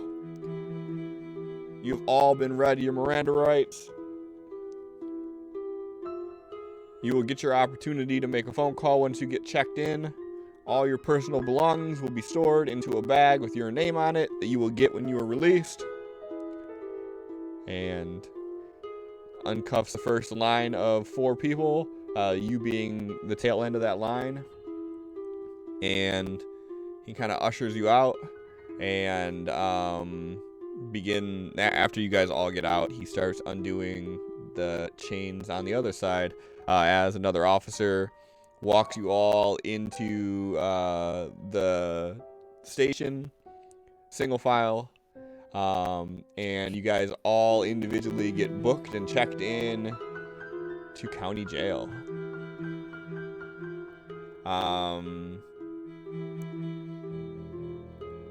Has X had any official legal things on his record? No. Okay. So they pull up all your information, check for outstanding warrants, get you booked in. They assign you a cell, and they kind of put you into it, and you're in a 4-man cell with all 4 of the people that you came in with. There's 2 beds on left side, 2 beds on right side. They're bunk. 1 shitter in the middle, with a sink attached to it. It's basically got a sink in the back part where like the tank water would be at. And that is your room. It's about all of 10 by 10. And after you get booked in there, you're the last one that's put in. And they grab the first guy, and they tell him that he can do his phone call. They pull him out of the cell, and the 3 of you are left in there alone. What's going through X's mind? What's he doing? through his mind, Mhm. he is trying to think of a way that he can put this all on him to make everyone that came out and start writing seem like they had no idea what was going on at the time, and maybe that'll help them in their case. But he's not really thinking of how to get himself out of this at this time. Okay.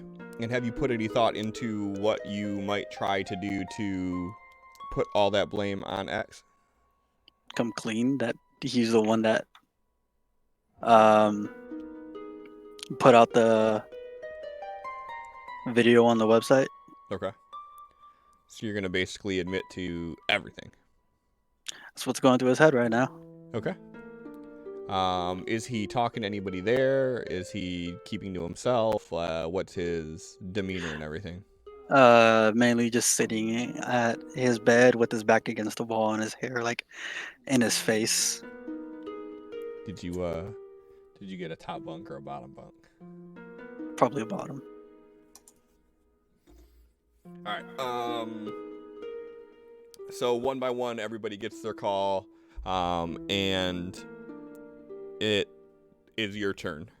So they pull you out into a hallway with a payphone essentially on the wall, and they tell you got 5 minutes.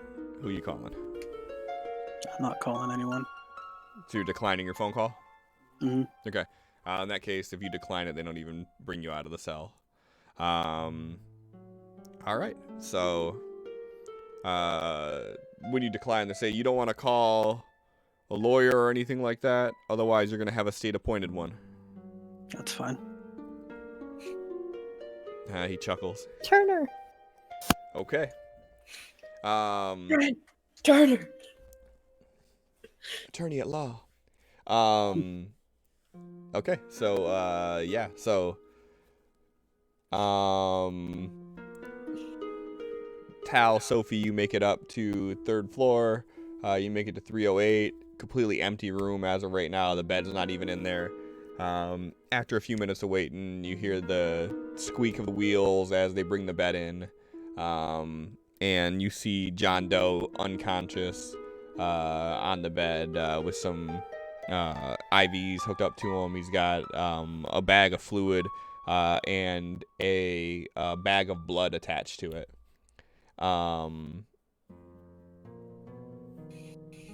Yeah.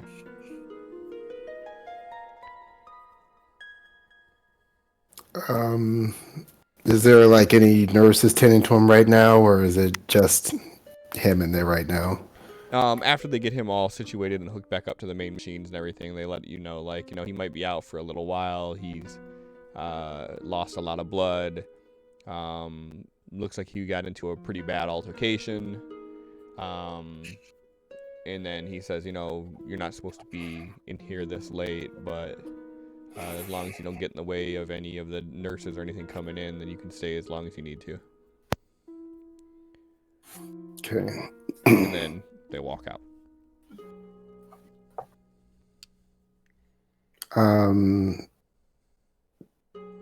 Tal is gonna go over to him and kind of kneeling by his bedside, just kind of hold his hand. I am so sorry. I didn't want you to come there. I just wanted you to know what if I didn't show up again, the reason why.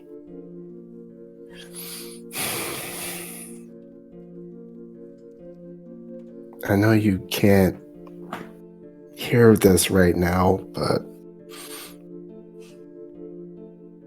we didn't get a chance to really talk.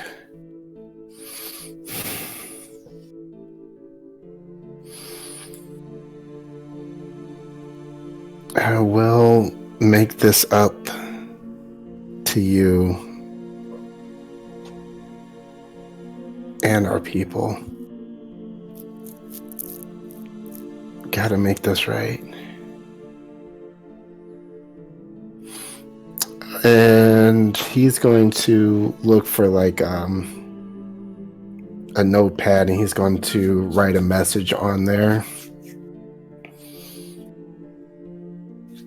Okay. And he's going to basically ask when the next nurse comes through there if they could make sure that he sees it when he wakes up. Okay. And what are you writing on the note? Note just says, "I'm sorry this happened. Thank you for everything. I will be back for you."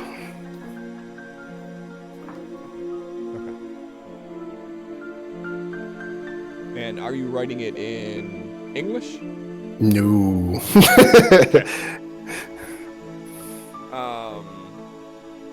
Okay. So, yeah, you hand him the note, and they agree that they'll give it to him when he wakes up. What's your game plan after that? After that, yeah, he's just going to look to Sophie. As much as I'd like to stay here till he wakes up, I don't think we can stay in one place.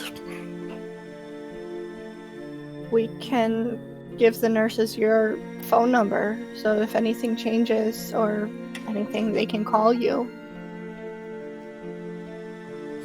If you want to do that.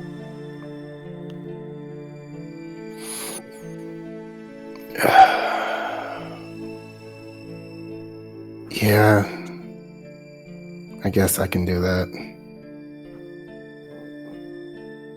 In case they took his phone or anything, I don't know. Yeah, I don't know what condition it would be in after everything he's been through. Yeah.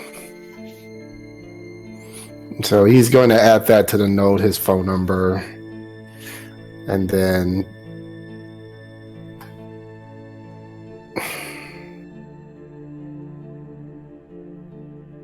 like, okay, we should get going. The nurse asks, "Do you want us to put you down as next of kin in case something happens?" Yes, please. All right, they'll take your name and your phone number, and they'll put everything down, and we'll let you know if anything changes.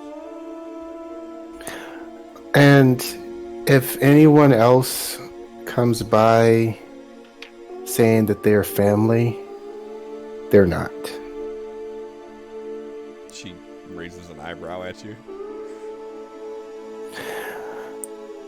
He points to his eyes and points to him and says, "Not everybody's friendly."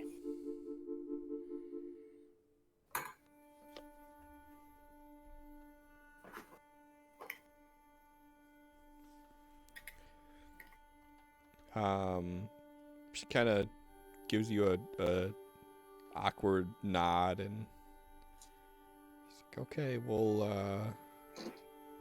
make sure that we put on his notes not to allow any other visitors." Thank you. And he starts leaving the hospital.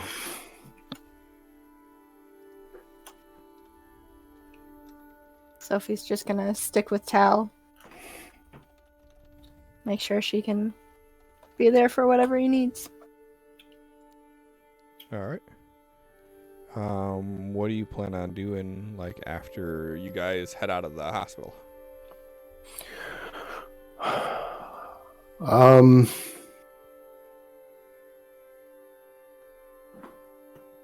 Sophie, I feel like I vaguely remember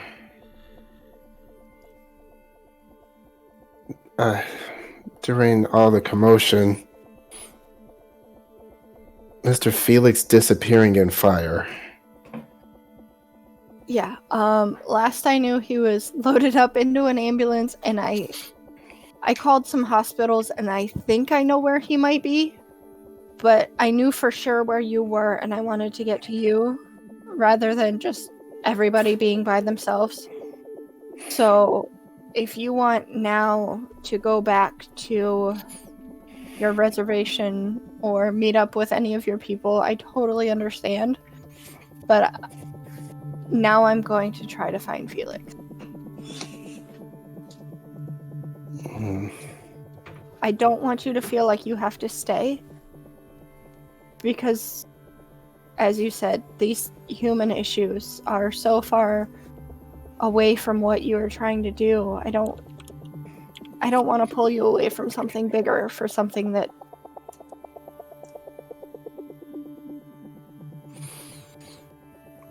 No, I want to at least know that he's okay first.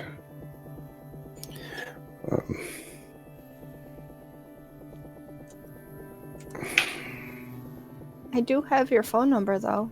That's how I got to you. So I could just let you know when I find him if you have other things that you need to be doing.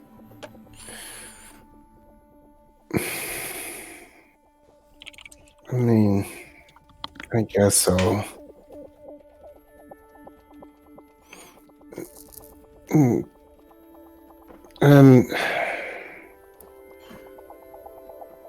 I'm feeling a bit foggy because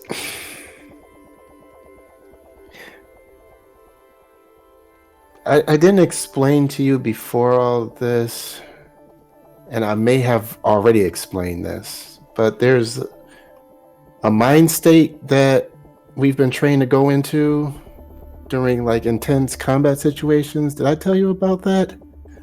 I think so.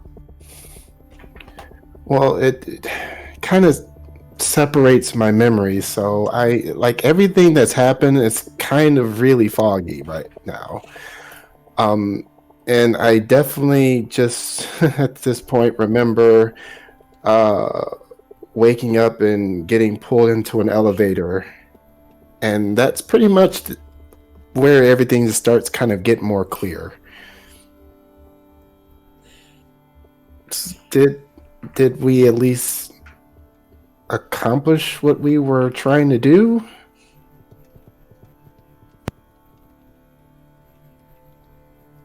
I wish I could tell you that we did. But even with everything we've been through, we're no closer. Great. And this is why I don't want you to feel like you have to stay with me. I want you to do the things that you want to be doing.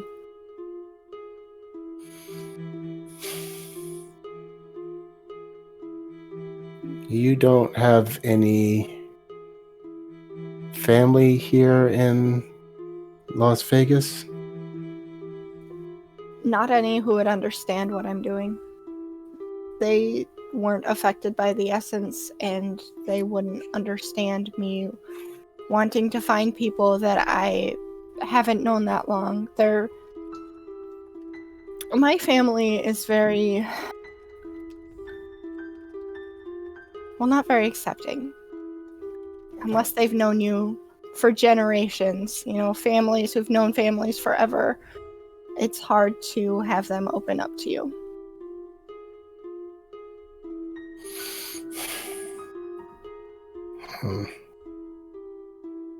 So, Miss Tiff was all that you really had.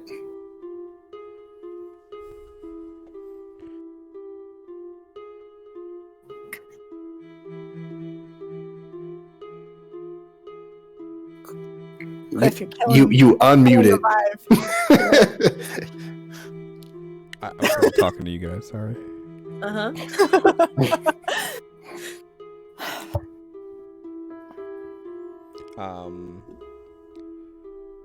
So is the game plan you're both going to be heading to check on Felix, or? Well, just asked her a question. Yeah, Tiff is really the only person outside of that long family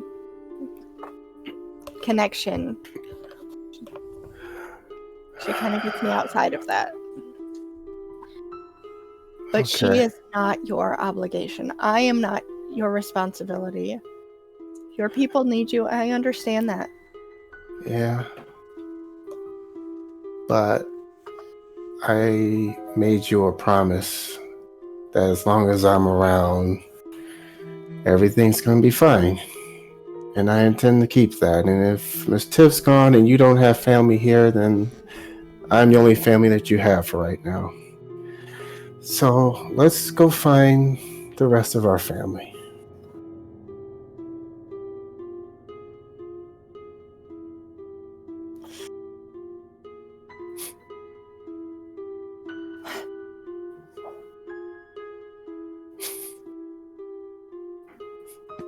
I just feel like I'm really being selfish, pulling you away from...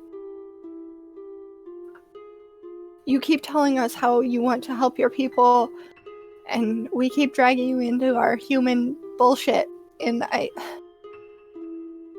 don't want to keep doing that to you. Well, if I start breaking promises, then I'm no better than people like Rushkoff.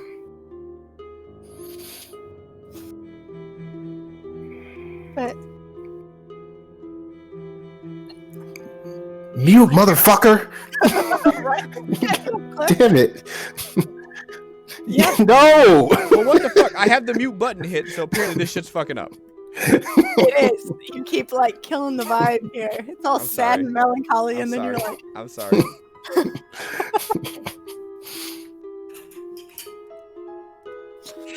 I don't know what the hell's happening Hey, in chat right listen, now. it's a good thing that we're not talking about John this time. Are you curious about the black market? 7 dicks? I Is am that not. what your question is? Yes, that just suddenly popped up as chat was visible, and now chat is no longer visible because what the fuck, Megan? I misunderstood. I made a lot of assumptions. What I do? Yes, I can hear Yes. you, Cliff. Okay, fuck it. Fuck it. Okay, I'm sorry. Now that I have totally ruined everything. Twice. There was all this wholesome shit, and then I you know. just... I know. That's why I have a Fucking mute guy. button. So I can get away with not interrupting moments like this. But clearly, You did good, Cliff. whatever this fucking update did, it fucked up my ability to mute shit now too. So that's cool. At least that works. Okay, it's good. I'm not trying to cry on stream, and I feel like I am like, oh. Sophie has emotions tonight, damn it. She had him till somebody. Yeah. Listen, I'm gonna need everybody to do a notice check on Sophie because I think there might be a mimic in the room. Right. Well, considering it's just Sophie and Tal. Yes, better hope that Tal can recognize the mimic before it's too late. What's a mimic? It sounds cool. I'm gonna touch it.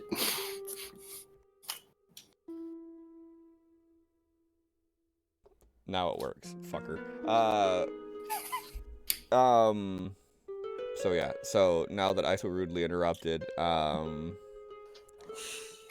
where you guys want to take the scene to?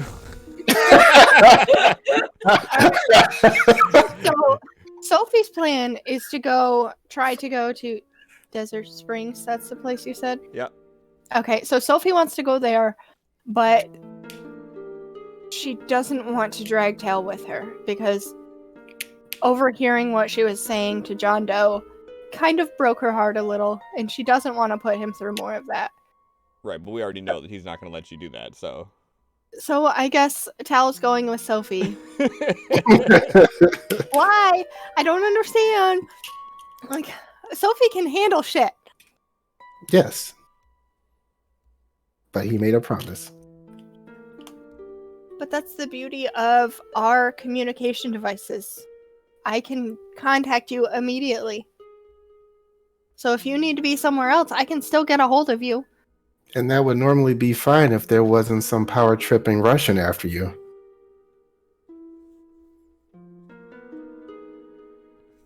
Yes, that makes sense. I try to. I know. And okay. Okay. So let's go get Felix.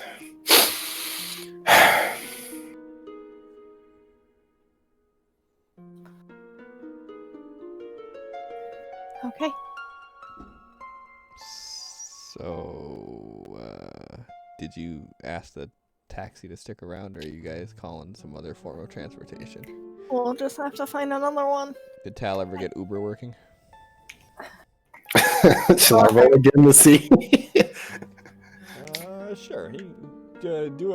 Sophie, do an electronics roll. You can assist Tal in doing this. No, I can't. Sorry, I got this. I don't got this. You can't remember your password for the app store, so it keeps asking you for the password. You're punching it in, but you're punching in the right password, but it's not working. You just don't get it. Awesome. Okay. So yeah, so you guys fumble around with that for a while, and manage to get a Uber out there. Go ahead and give me a wealth roll. Don't crit fail. Cool. You guys make it to the hospital, and this place is a smaller hospital.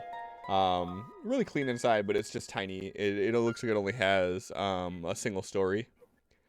And as you get in there, you can see that like the lobby is just packed full of people right now.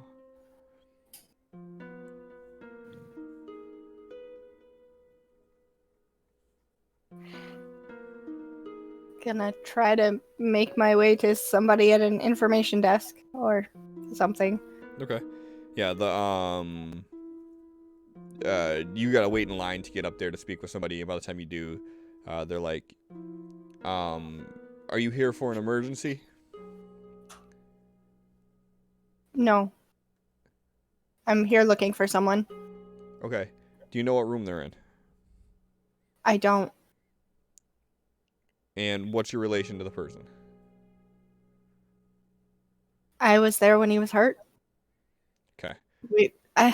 He goes, we're family. We heard that he was injured in the commotion at the casinos. She looks at you. She looks at Sophie. And what's your relation to the patient?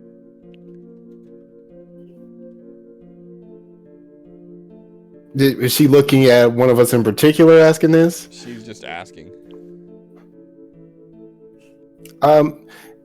This is his fiance.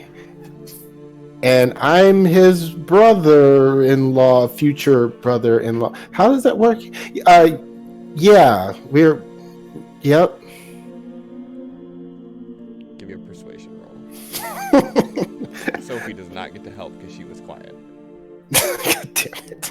I'm sorry. Hold on. I got this. I believe in you. Yeah. Hey!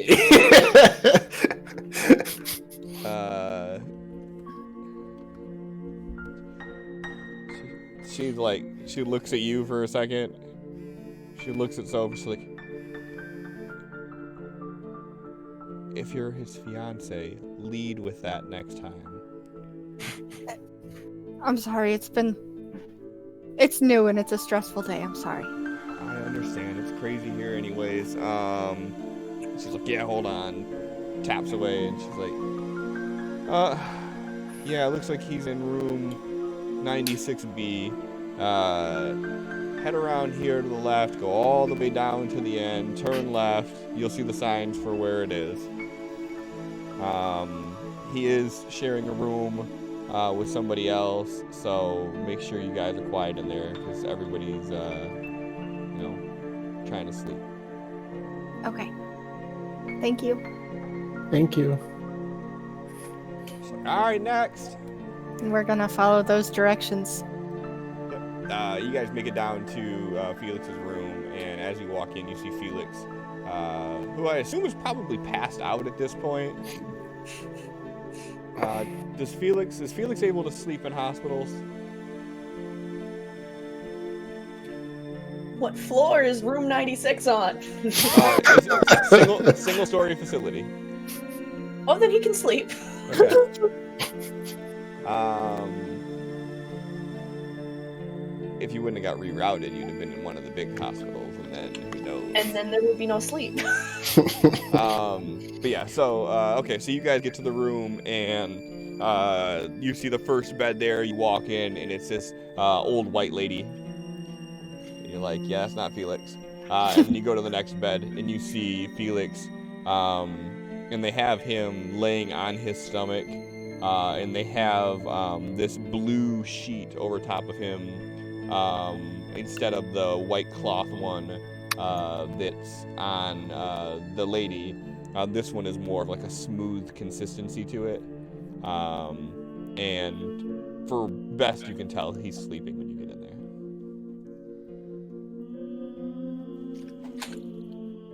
there. Tal steps in the door, and he just kind of stands by the door, doesn't come any closer.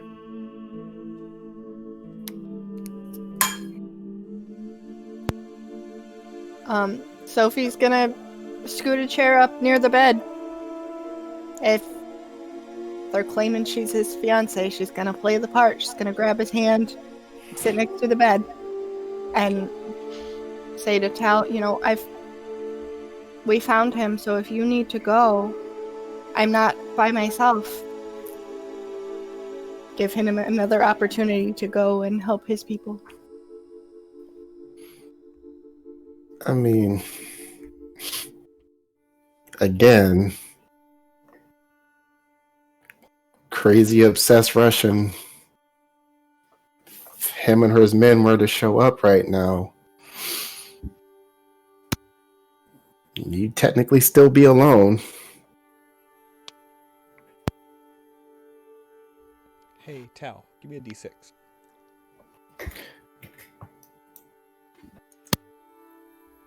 Give me a D6.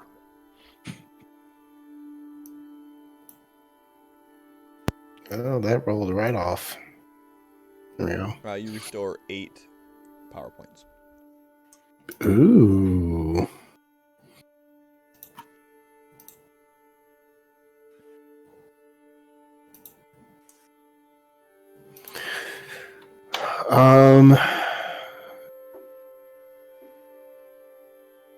Tal will pull out his phone and he will try to call Mr. X.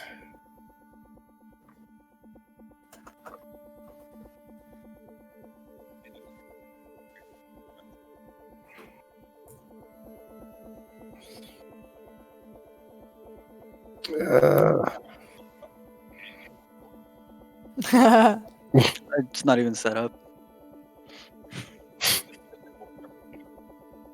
Default.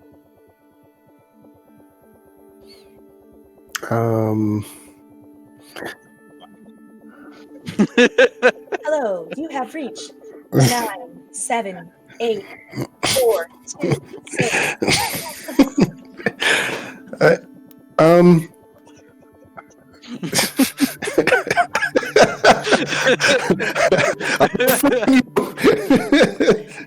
Captured by robots. It's just getting so much worse. Mr. X, it's Tal. I'm here with Sophie and at the hospital that Mr. Felix is at. He's in bad shape, it looks like. Trying to figure out where you are. I think I saw you get arrested. Well, anyways, I don't know how much longer I can talk on this thing, but if the police do have you, try and call me back and let me know, and then I'll see if I can get up enough power and I can come in and help you get out of there.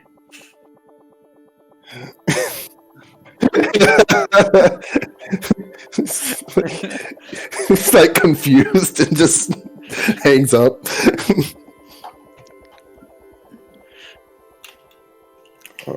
Miss Sophie, I tried to call Mr. X, but he didn't answer.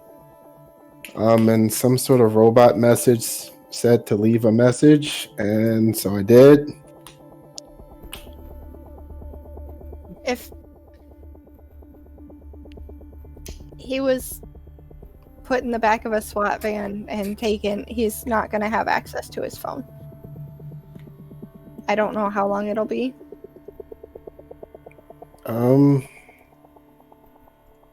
Where they take him, do they have visitation? It really depends on the facility they take him to. If he's just at a regular, like, local police precincts, then, well, really, probably not. Most of the places it's going to be difficult to see someone.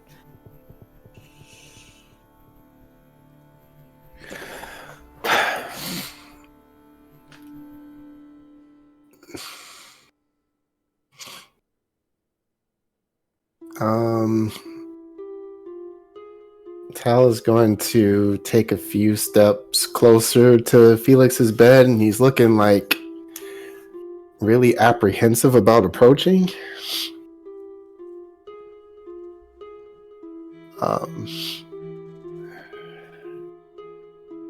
He's hurt pretty bad, huh? I mean, it doesn't look great. But I mean, just think about all the stuff he's been through. He's walked out of all of it. Yeah. I mean, I don't know too many people that survive a giant machine like that falling on them. And if it had landed directly on him, I'm sure he wouldn't have. And I can try, see if I can heal him, but I've gotten a little rest. But when I tried to help John Doe, I feel like I'm not sure what happened, but I feel like I might have made things worse for him. I'm just so exhausted. Like, using my powers here is like exercising a muscle, and it's been pretty exhausting to continuously use them without taking time to rest. If I was back home, there'd be essence everywhere, and then just wouldn't have to just depend on myself so much. So I can see if I can help him. I think you should rest. If they were concerned enough that it was to the point where you should risk yourself, then they wouldn't let us see him. The fact that they're letting us in here to see him is a good sign. So I think you should save your energy and not hurt yourself.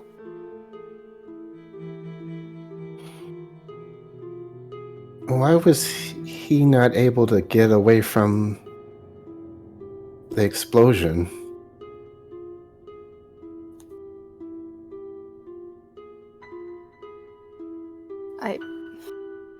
I wish I had an answer for you. Knowing Felix, he was probably trying to make sure everybody else got away first.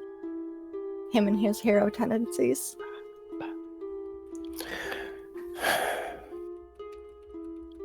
Yeah, it's what he'd do.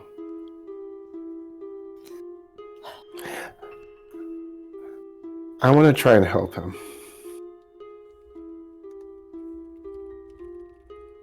You know he wouldn't want you to hurt yourself for him. And before you try to do something that might be too much for you, should we talk to the nurses and doctors here and see how it looks for him, see what they think, how long his recovery is going to be? That way, I don't want you to cause irreversible damage to yourself over something that just takes a little bit more time for Felix. Of course, I want him to be better and out of here, but I don't want everybody to keep sacrificing themselves. He reaches out to hold your hand. If Mr. Felix had this power and I was laying here hurt, what would he do? Okay, you got me there. You know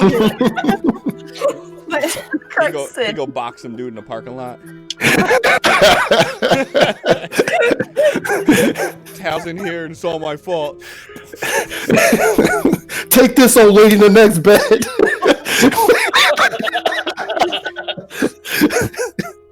Is there any way that you can draw from the essence that I have to help yourself so you're not just draining yourself repeatedly? Is there any way that I can help you?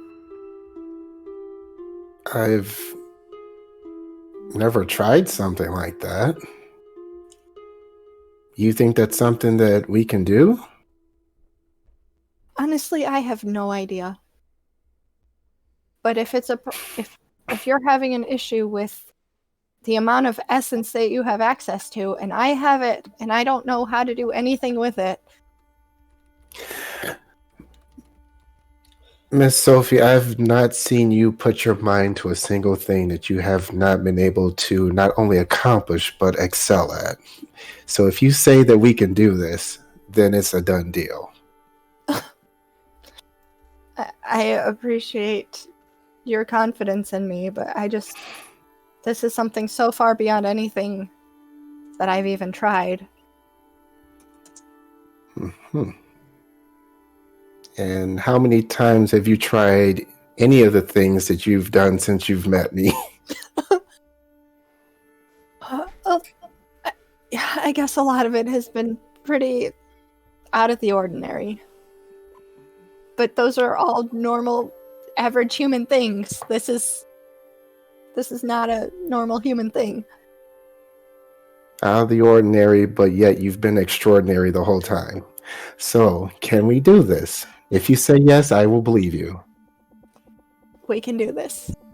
That's all I needed. And he takes his other hand, he grabs Felix, and he's looking very confidently at Sophie, and he's going to attempt to heal Felix. Okay. I'm scared. We're about to flatline this motherfucker.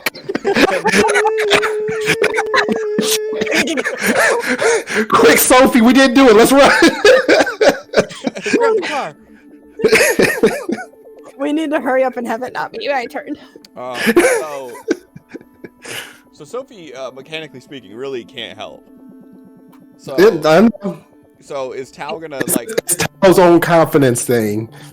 Is he gonna like, so say this goes off without a hitch? Is he gonna play it off like Sophie helped? I think he is convinced that she did something if this works. Perfect. Okay, go ahead and give me a healing roll. Do you have to do greater healing or anything like that for wounds over an hour, or with the power, is it just like whatever? Nope, it's no limitation. Yeah, fucking bullshit. Yeah, go ahead. Actually, after, let's see.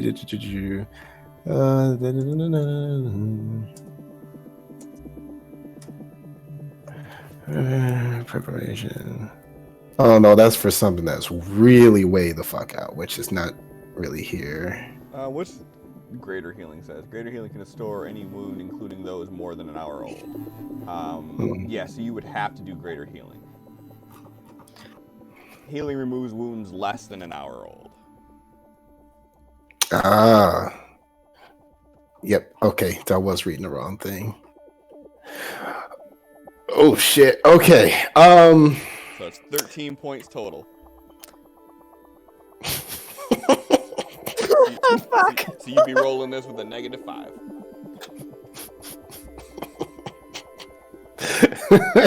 So there's nothing that I can do to help with this. Do you have spellcasting? Do you have healing? Yes. Okay, but I have spellcasting. Can he innately accidentally draw from Felix and put it back into him? I mean, so if we recall, this is kind of what got you in this in the first place. Yeah. So, so if you want to attempt to do this, I will give you the options. Here's the options we could do. Sophie can't help in this situation, really. Well, actually, I take that back. Sophie can roll a battle roll to give Tal a boost to any ability that she wants. Yeah. So, in essence, she can assist. In essence, see what I did there? That pun? This guy. So that's an option that's on the table. If you want to go the route of tapping into Felix's essence, I will allow that. But just like what we did last time, if you fail the roll, Felix, it is a critical fail. And we will have to roll on the dynamic backlash table, which will be potentially really, really fucking bad for you. And if you go with option 2, it is very possible that you could fuck up, but Tal could succeed. Which means that you would get both the positive and the negative. Unless the negative outweighs the positive, then it'll, supersede that. Well, I'm gonna assume that I can't cast while sleeping, so... No, you can't, but if he's gonna draw on your essence, that's a whole nother thing. You're not really doing... You're just a conduit. Then I suppose that's not exactly my choice. I mean, it is, because this is this is a choice we're making here as a group of how you want to do this. Logically speaking, okay. Logically speaking, like I said, if Sophie's trying to help, then... it is kind of like an ace in the pocket type thing of, like, with that battle roll, technically, anything that she tries to put her mind to, she can attempt to help with. Okay. Just as much bullshit as the healing being able to heal anytime, regardless of the time. That's just as much bullshit as that. But it's good bullshit. It's fun. It makes the story more entertaining. So you could do it that way. But I'll leave it up to you guys, because I'm 100% with either way that we do this.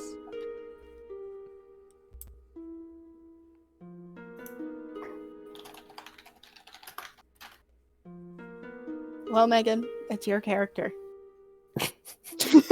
Yeah, and Tal's not going to be intentionally trying to draw anything from Felix, so that is all you. The way my brain is working would be something like, oh, Felix's body is too focused on trying to heal him, never mind giving away his power. Completely fair. Ali trying to make someone else make the decisions again. I am 100% fine with doing a battle roll. Okay, so... Will I be devastated if it's my fault that Felix dies? Of course. But awesome, then we should definitely do that, because that's a good RP moment. Trauma causes the best of RPs. So here's how we finna do this. There are 2 stream loot cards at play here for you. First stream loot card, Silver Spoon. Sophie, go ahead and make your battle roll with a +1.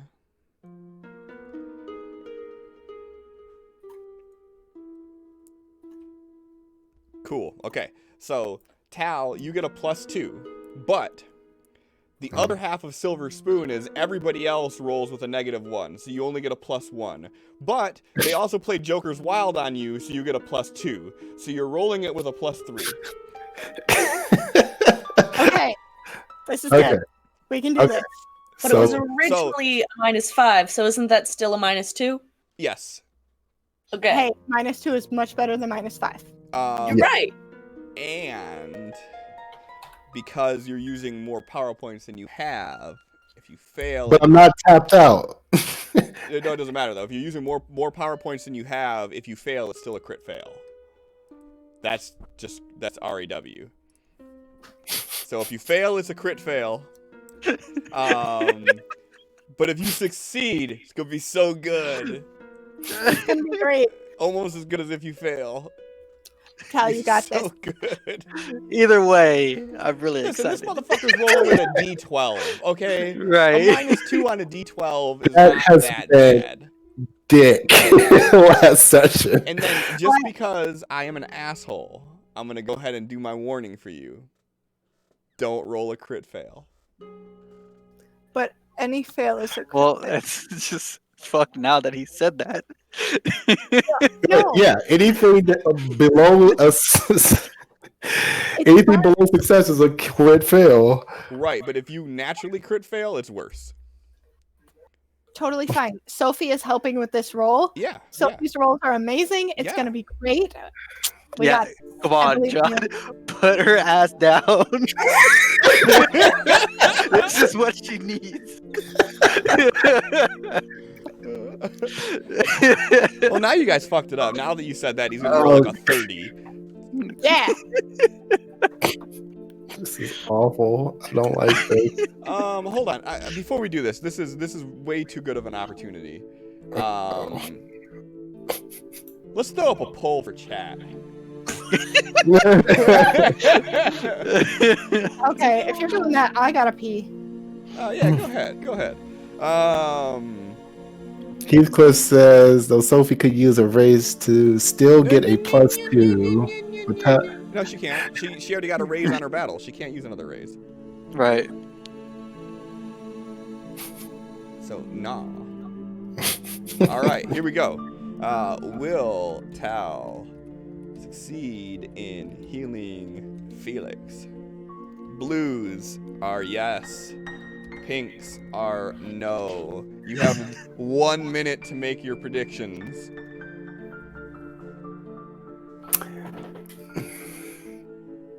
Can you give yourself a plus with bennies? Like Nope. +2 or something? Nope, just rerolls. But you can't reroll crit fails. So there's no rerolls. This is one of those make or break. These are one of these character defining moments. This is when you get to define yourself as a man. Or a murderer. Maybe we should do like a fucking bench test on that old lady in the next bed first. see how that works out.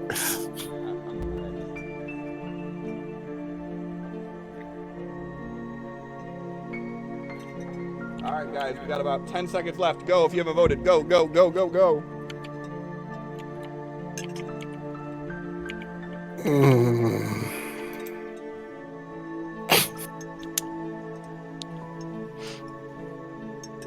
No, Heathcliff. She rolled with an 8, so she already got it with a raise.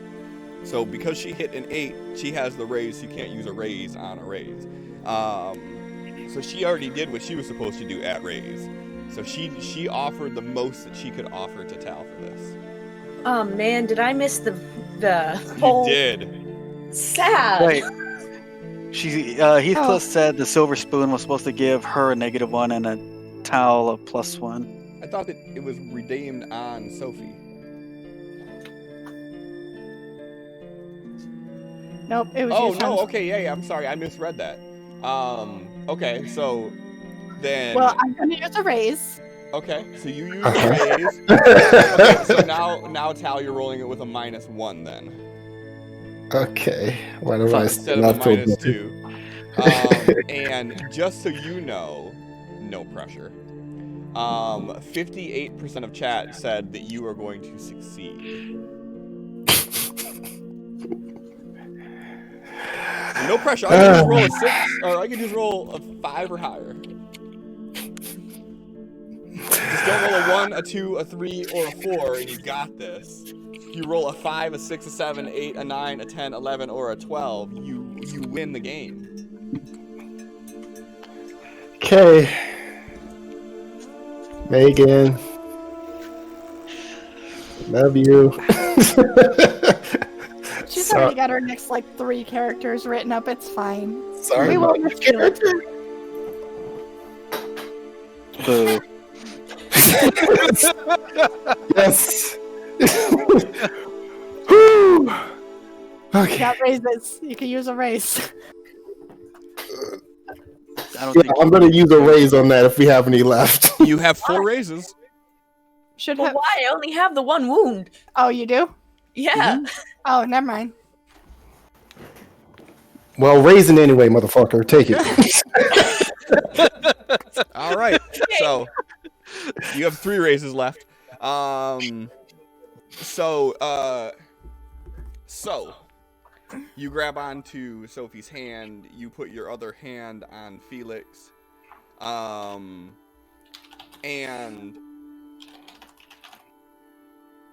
you start focusing your power. And Sophie, you see those kind of like runes almost on his arms, his veins, they start glowing purple, and his eyes glow purple. Tal, for the first time, you actually see Sophie's hair kind of begins to move a little bit, almost like she's underwater. There's a slight sway to her hair. And you start getting this smell that just fills the room. And it just, whatever your perfect scent is, like something that is so alluring to you, that smell is what it is. It's the only way I can McDonald's describe it. cheeseburger. Perfect. No, that's not So like this scent starts to fill the room, and this scent reminds you of home. Like it just starts smelling like everything right. And as it does, this dark hospital room begins to glow for a moment in this area.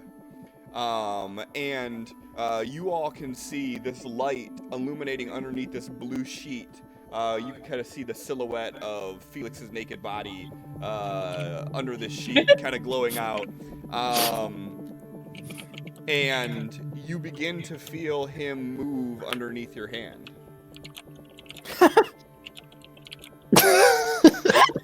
You just ruined it. You're right. Glad we're all mature here.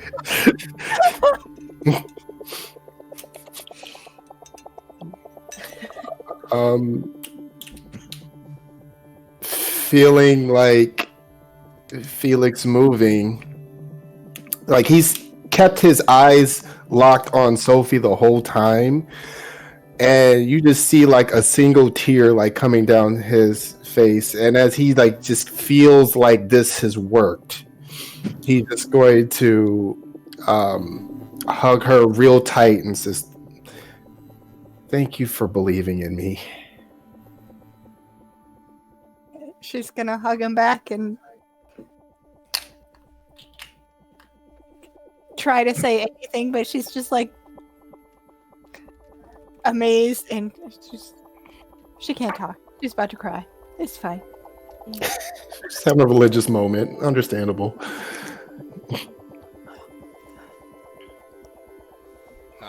So Felix, you kind of feel this like buzzing feeling, almost like an electrical buzz on which I'm assuming is probably your arm or wherever Tal grabbed you at. And you open your eyes and you get the waft of the smell that just fills your nostrils that you smelled before. And without looking, without hearing anything, you immediately know that Sophie is here with you somewhere. Pops up, Sophie. The fact that your head's eyes eyes closed, but he's just got like this big smile glued across his face. Like, yeah, girl. Just quietly. Hey. All of a sudden, Felix starts doing the Bugs Bunny challenge. Oh, I don't know what this is. TikTok it. Oh. Why is it called that? I don't understand. If you TikTok it, you will. I don't want TikTok. YouTube it, Google it. I can't even fucking hear you, bro. That's cool. Yeah. I'm sure I can Google it later. So yeah. So Felix, you kind of you feel a little loose in the back. You don't feel like that achy, restrictive feeling that you were feeling before. Your shoulder doesn't hurt.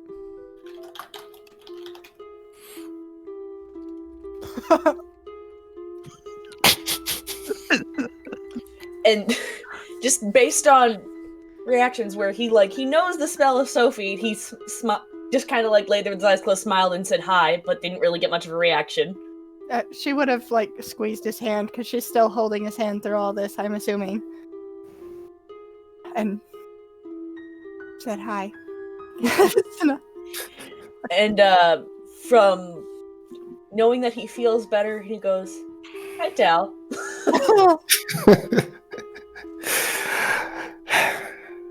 Welcome back, Mr. Felix.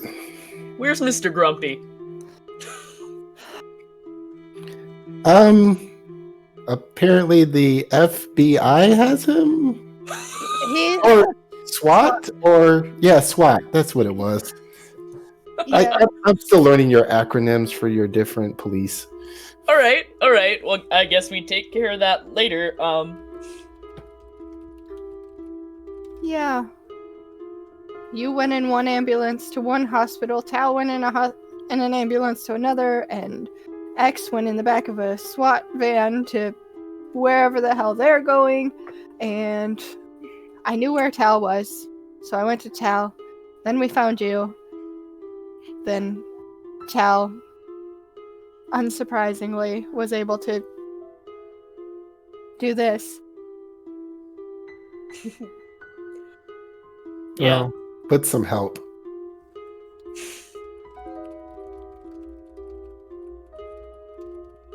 So, if you're feeling better, can we go now, Mr. Felix?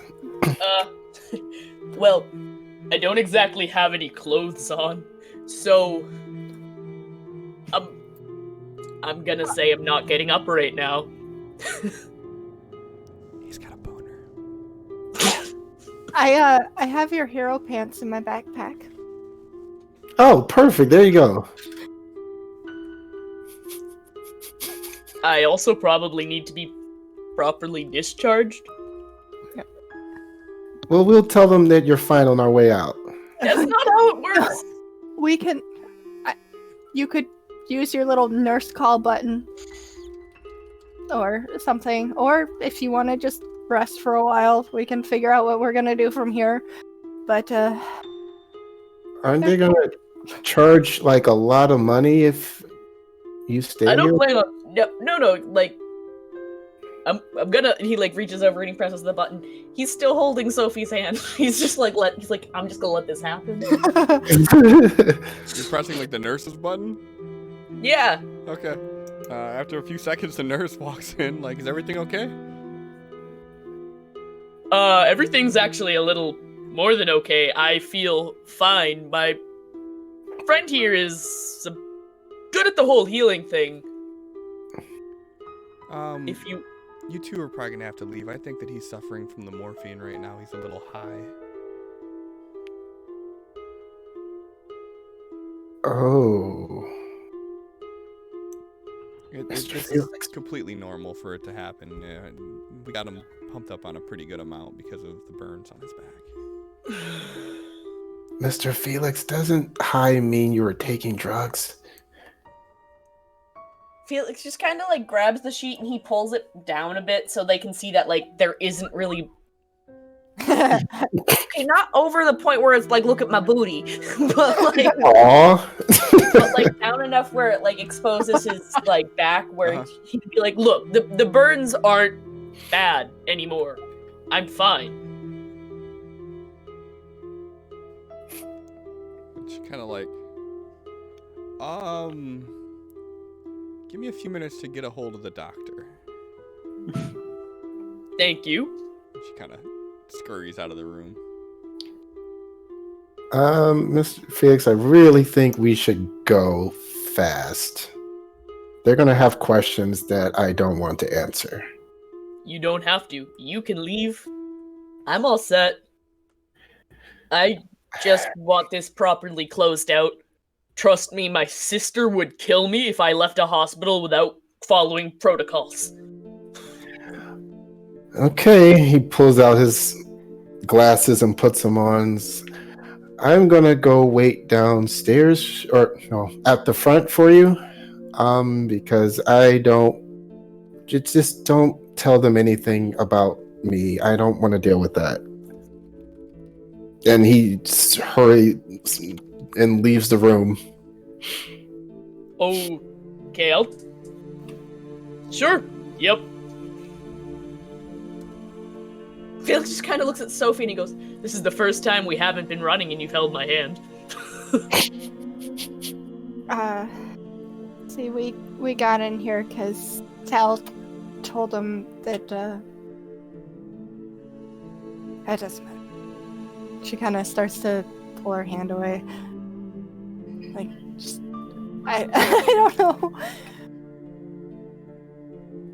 I didn't say to stop. So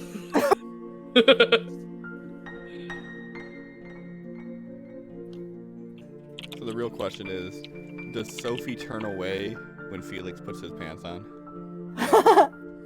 Yes, Like a gentle woman. of course.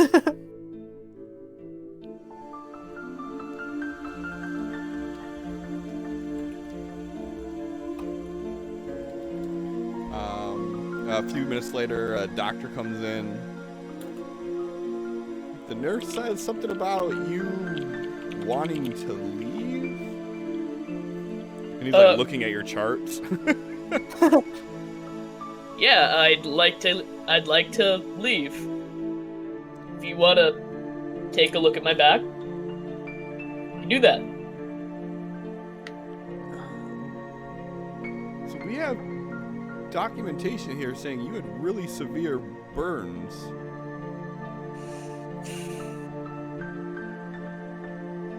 Yes, and I understand that, but I am one of those individuals that got affected by the essence, and I heal fast. Give me a persuasion roll.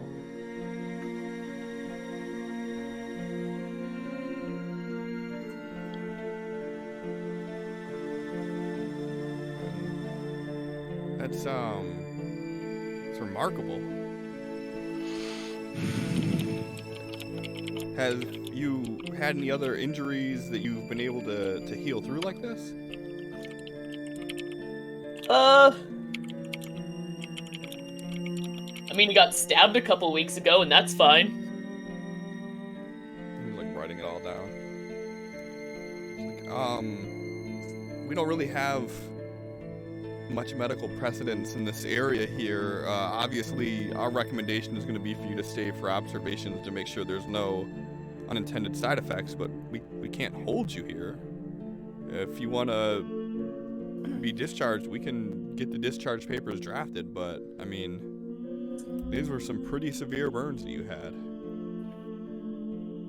Again, if you want to double check my former injury, give me your opinion on if it's healed or not, and then we can fill out those discharge papers, because I know I'm fine. Yeah, I'll get someone from administration in here to get you discharged. I mean, superficially speaking, they look great, but you know, my worry, obviously, as a doctor, is that could be more underlying issues here that we don't see just visually, and you know, I would hate to sign off on you being out of here and you walk a few steps down the stairs and something kind of flare up and it'd be worse. So I'm just trying to make sure that you're, you know, medically sound to make this decision so we can do this. We're gonna need your fiance's sign off as well, just to make sure that any kind of, you know, legal litigations are cleared. But if you're both okay with that, then I can. My what? Your fiance. His brows furrowed. He just kind of like glances at Sophie. Just gonna like squeeze his hand and just kind of like give him a look. All right. Okay. I'll have someone from administration in here in a few minutes, and we'll get you all taken care of. He leaves, and yeah. You guys discuss this moment.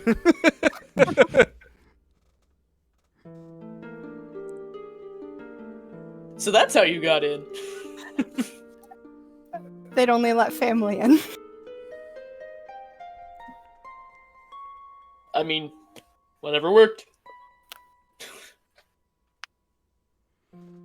Okay.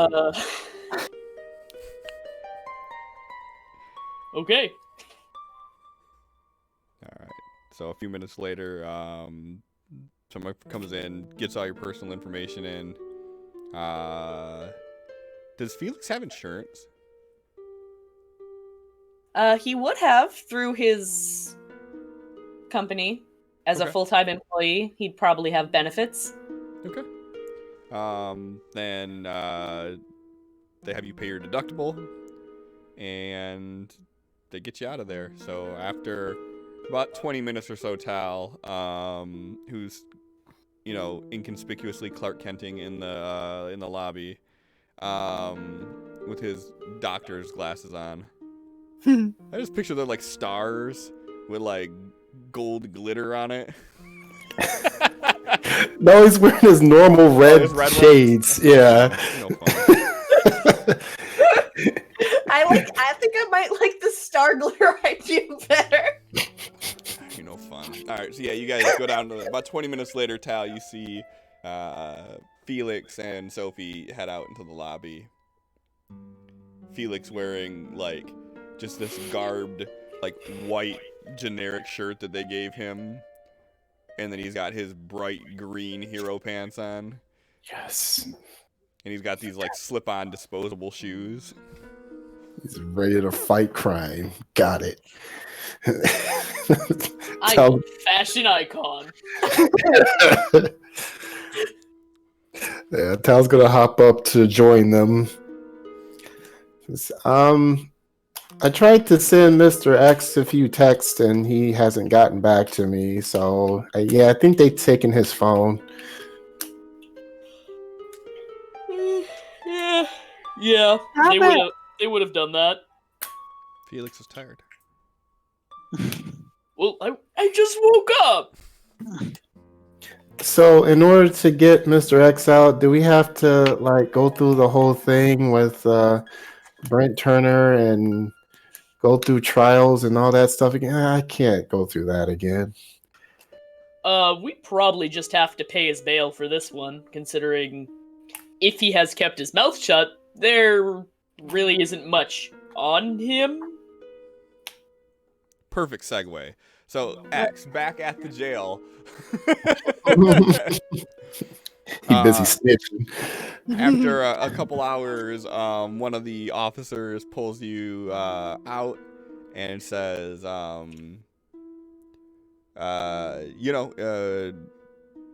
if you agree to it, we just want to ask you a few questions, find out what happened, get you processed, and get out of here as fast as possible. Sure. Okay. Let's go have a chat in this room over here. And he opens up the door and sits down at a table, and he's like, we're going to record the conversation just so that way anything that I say is on here, anything that you say is on here. And he pressed the record button, and he's like, can you please state your full name? Xavier Silvas. And Mr. Silvas, you do agree that you are talking here of your own free will. You are not being coerced. You are not being forced. And you have been offered the opportunity to speak with a public defender if you so choose. Yeah. So, run tonight by me. What happened here? How'd you get caught up in the middle of all this? Seen a website video saying to go to this casino. I went to the casino to check it out. Stayed there. Shit started happening. Police came. SWAT came. I stayed a little bit longer than I should have. People started screaming. Someone fell from the ceiling or from the top of the building, landed on a car. Still alive. People carried him off. As that guy was screaming on top of the car, something happened which made a helicopter start coming down. A helicopter landed as everyone was running away, seeing another group of SWAT coming, and after seeing the last group open fire on the crowd, I tried getting away from them. I got grabbed, tackled, handcuffed, and led here. Okay. And he flips through this just blank manila envelope, and he pulls out this printed out picture, and it's of the website that you created. And he's like, "Is this the website that you've seen?" I think so. I don't really recognize the website. I just need to see the video. I could tell you. Okay. And when you were there, you heard the instructions to leave, and you said you stayed longer than you should have. Did you do any kind of looting, vandalizing? Everything I had on me is what I arrived with and what I left with. Okay. I don't even have any money on me, so Okay, but answer the question. You didn't do any looting, you didn't do any vandalizing. no. And is there any reason that you did not want to have a public defender present here with these questions? Like I said, I don't have any money. I can't afford shit like that. The state provides it for you, but okay. Well, obviously this is still a pending investigation. We're going to be going through all the video feeds. We're going to be trying to figure out everything that happened here. We are going to keep you under arrest until we can figure out what is going on. If you know somebody that you can call to post bail, you're free to go on bond, but as of right now, you will be property of the county until we can get this matter straightened out. Do you understand that? Yeah. Okay. Thank you for your cooperation. He reaches over, clicks the button, stop. He goes, all right, we're gonna lead you back to your cell here. And hopefully we can have some more answers for you by the morning and figure out what's going on in the next steps. All right. He opens up the door, leads you back to your cell, and pulls out another person and takes him in for questioning. So, yawning Felix, Sophie, and Tal, what do you guys do? You leave the hospital and then what? What time is it? Late. Probably about 2 a.m. at this point. Should we find a place to sleep and get him in the morning?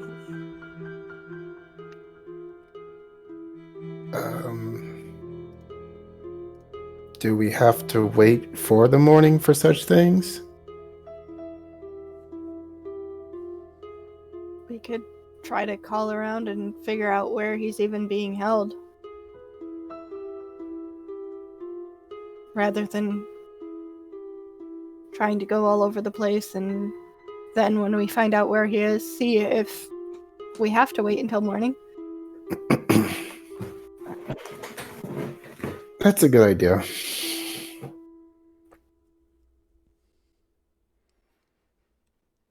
You guys are going to try to determine where he is first. The three of you can just roll common knowledge rolls if you want to. Tal, yours would be at like a -4, but... I'm not even gonna bother. Felix has a little bit of experience with the legal system. You don't say. So, I mean, he would know that, like, for something that happens on the strip like that, that he'd be in county for sure. Yeah, I mean, he's probably in county where they had me, so we can just, call them up.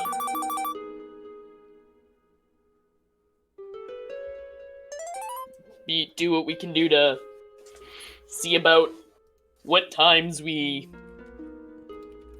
can go do that sort of thing. I don't know what departments are in at, 2 in the morning. Can you call them and find out? That's the idea. Okay. But, He goes and he like taps his hero pants pockets. I don't exactly have a phone. Sophie will have hers out, looking up the number On the Googles, on the Googles. give me a research roll. God damn it. Found it. I really want to get you on one of these stupid rolls. These are the best ones. You still have the number saved from when you had to call and check on Felix. You're one of those people. Like, saved it in your contacts. No, I'm not. You don't know. She's like, yeah, let me see if I can find it. Found it. Right under C. All right, then Sophie will call. Yes, I mean, you call and ask if they have. Who do you ask for? Who are you looking for? We're asking for Xavier. Xavier who? Sylvis. Boo! Xavier. You're not supposed to help her. Well, you just said it. I was listening. Uh-huh. Sophie heard when he said it. Sophie. Because that's how we're doing stuff. You sound bitter. I mean, I'm meta. So yeah, so they say that yes, he is indeed there. They said that he is currently being held awaiting charges with a preliminary bail set at $50,000. So for him to be out, it would be a $5,000 bond. You have to pay 10% of bail. What did they say, Miss Sophie? Well, they said that he is being held, and if we want to get him out before he goes to any sort of trial, it will cost us $5,000. I guess we'll have to see what we can scrounge up. 1, 2, 3.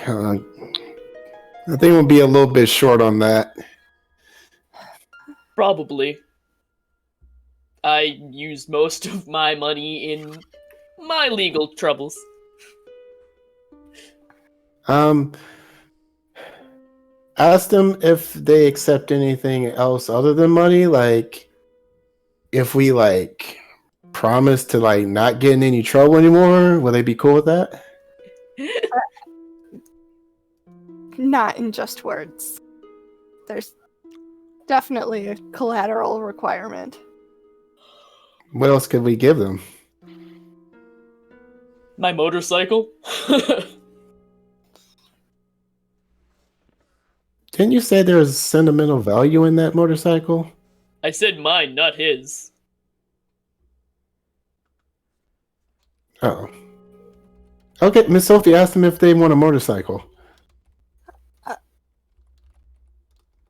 No, I probably have to pawn the motorcycle or something so I can get cash for it and then pay the bail. Is your motorcycle worth $5,000? Yes. Okay. Okay, Miss Sophie, tell the lady we'll be right there after we make a quick stop.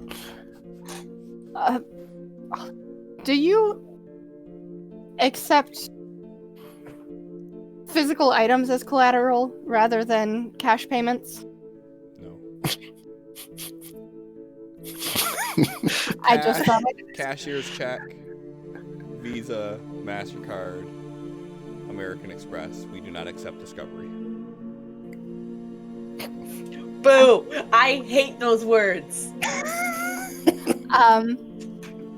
You have no idea how much, as a person who uses Discover, how much I hate the words, we don't take Discover. Maybe Good you should job. Discovery, right? Okay, so Sophie's next question would be, what times can we come in to post bail? Anytime. Okay. She's like, the jail don't close.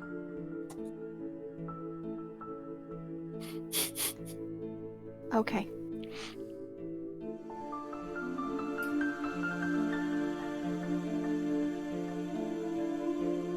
Well, thank you, and she'll hang up and then relay that to them, and we'll figure it out. Music just got really loud.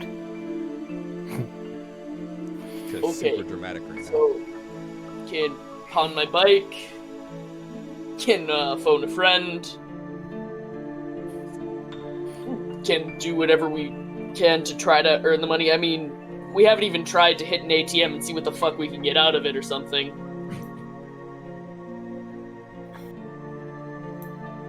Sophie's got that black Amex card. She can whip that shit out and buy whatever. She's like, I'm gonna bail everybody on Cell Block C out. Rolls a 30.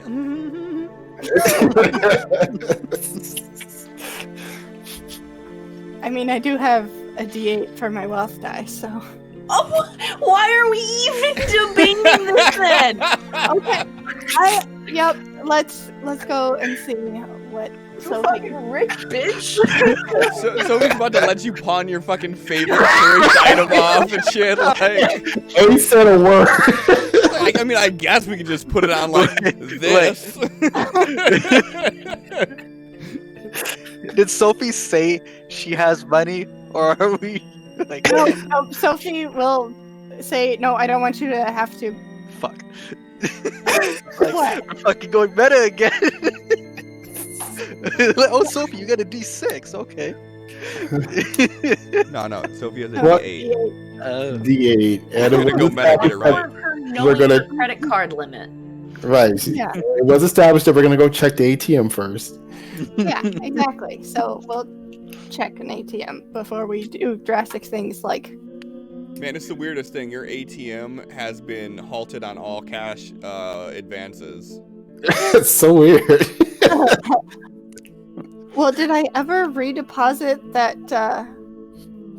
Yeah, but your 2K? bank just for some reason has just stopped you from being able to do cash advances, so you're only going to be able to use it as a charge card. Darn. I mean, it's okay. They said they took card at the jail, so What type of credit card do you have, Miss Sophie? it ain't Discover. So Right. Oh, Visa.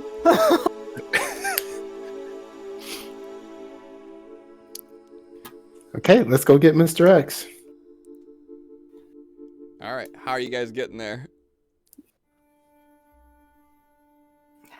Oh wait, it's a ways away. Hold on. I love that some little questions like that. Everybody looks at me just with a blank stare, like, like, how do Why you you keep asking a hard question? We're getting there. We're calling an Uber. We're hailing a taxi. Something. exactly. It's one of those, and I want to know which one. It could be important. Anybody have Uber on their? Does anyone have Uber? Feeling Yeah. okay? No. That morphine's fucking Felix up. Anybody have That same caddy who she just fixed the tire for. you gonna try to call the same guy that you dropped you off a couple hours ago at 2:00 in the morning to see if he's gonna come pick you up? Cool. Go Never ahead mind. and Never mind. Just call the same company. no fun. Dude's gonna come up with a donut on his car. I got it fixed. Okay, call the cab company. Get everything going. Go ahead and give me a wealth roll. Don't crit fail. Okay. Of course. You guys get there, go through the motions. You guys are signing off on an agreement that this money is going to be kept by the state of Nevada. If X doesn't come to his court date, you forfeit the money. Even if he is later apprehended and then brought in, that money is still forfeit to the state. You're agreeing that the full balance of the $50,000 will be applied to the card if he does not show up to court. And then they sign here. Yep. Yeah. Yeah. All right. Go ahead and give me a wealth roll at a -4, please. Okay. Oh no. So, Hello, Cliff. That don't count. What, didn't she already make the wealth roll? I'm confused. She That was wasn't, a taxi. she wasn't ready. hey Heathcliff, can you I want to play swap? that dumb luck card now, or Wait, Sophie. Take the card, rub it on your pants, and then hand it back. Definitely gonna work this time. hold on. Heathcliff's been wanting to play this card, so I'm giving him the opportunity to play it. He's playing it. He's got it. My time to shine.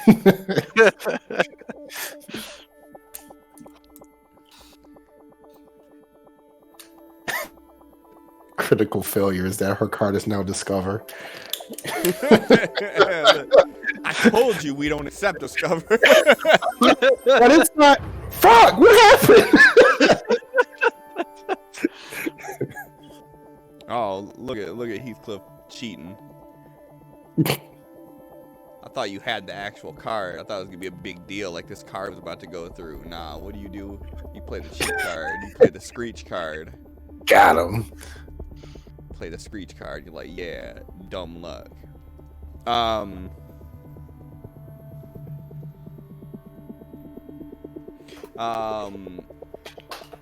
So yeah, so he does it, and it's like the card is declined, and then you're like, run it again, and then he runs it the second time, and it goes through. Said it just like that too. Yeah. Run it again. Yeah. Like, all right. It's like, oh, you're one of those. Okay, I'll run it again. He's like, I don't believe it. It actually worked. Joke's 30 years on I've been those doing this. people. Every time you force them to run it again, you get another fucking 75-cent denied transaction fee. Boop, boop, boop. It's not working. What? I'm just gonna run this 4 or 5 more times for you, man, just to see if that's gonna work.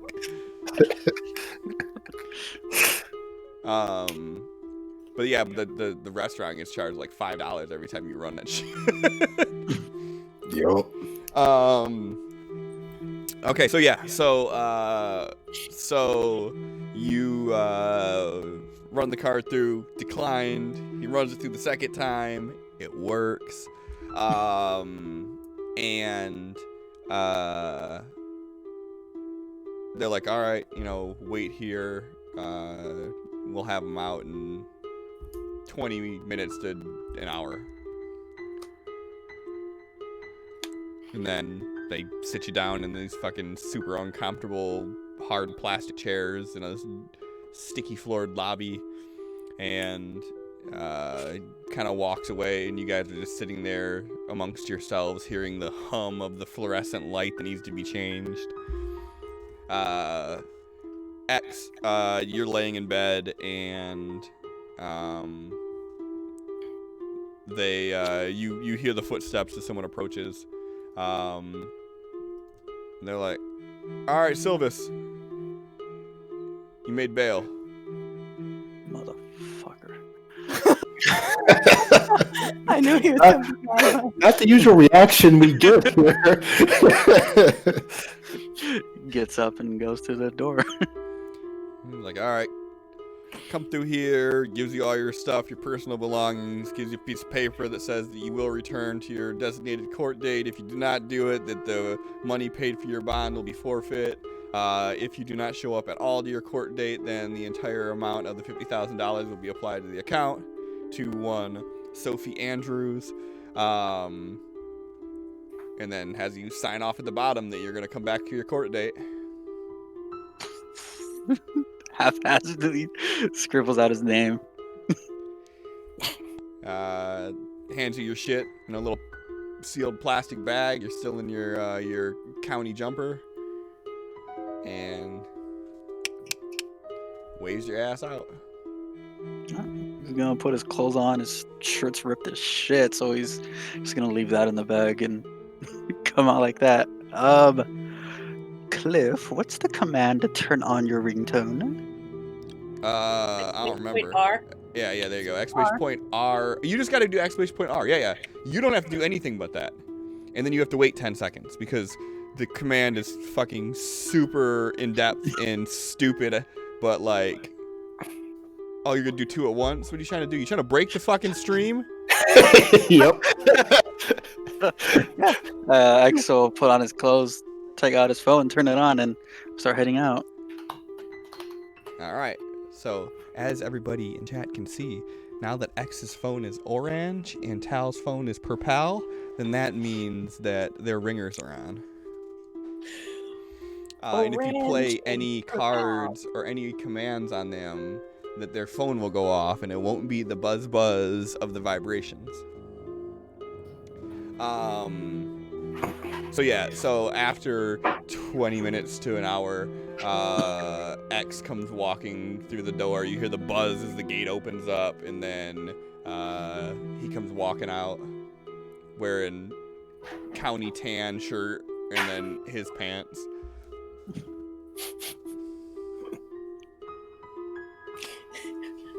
In the meantime, in that super uncomfortable chair, Felix has already passed out again. You see Felix in his hero greens with a white shirt that's just a little bit too baggy for him. Too baggy for Felix, damn. Hey man, they don't make your size, so they had to go with big man clothes. The other kind of big man clothes, got it. Yes. Hi, Mr. X. X like just stops when he sees them. You really did not need to do that, and he keeps walking.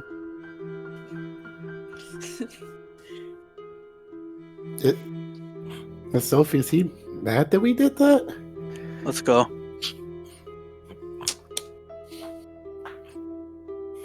All right. Can we find a place to sleep now?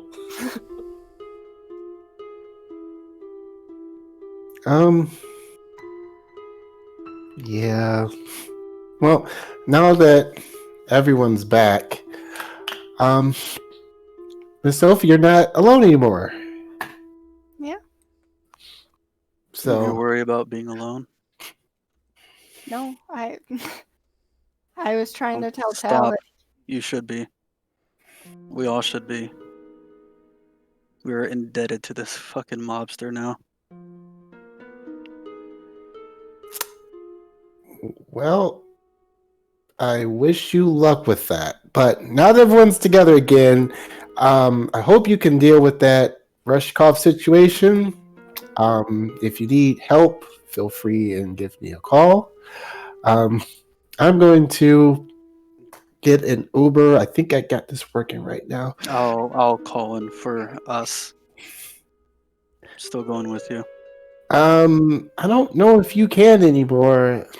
I think they were telling Miss Sophie that you've got to like come back for court dates and everything like that. So you should probably call Attorney Brock Turner.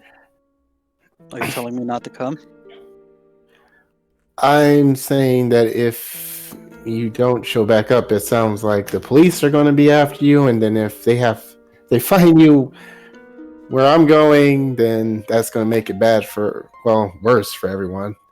And that's already probably going to get pretty bad. Are we still trying to do things right by the law. That's. I've already determined that's more of a human problem with your broken laws, your broken medical, your broken everything. So I'm Right, just gonna. so if it's We're doing great. Humankind is fantastic. No, that makes me sound like have like a superiority complex, and I'm really trying not to. Like I said, we've got our own bad history many times over back home, but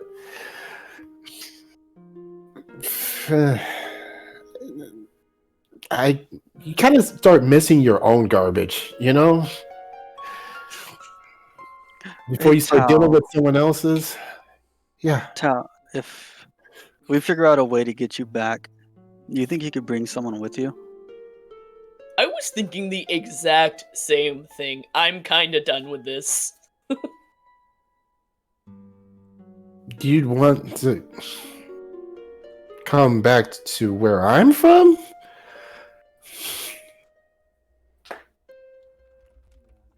Yeah, do you Yeah, think that would why be possible? not? I think it'd be pretty cool.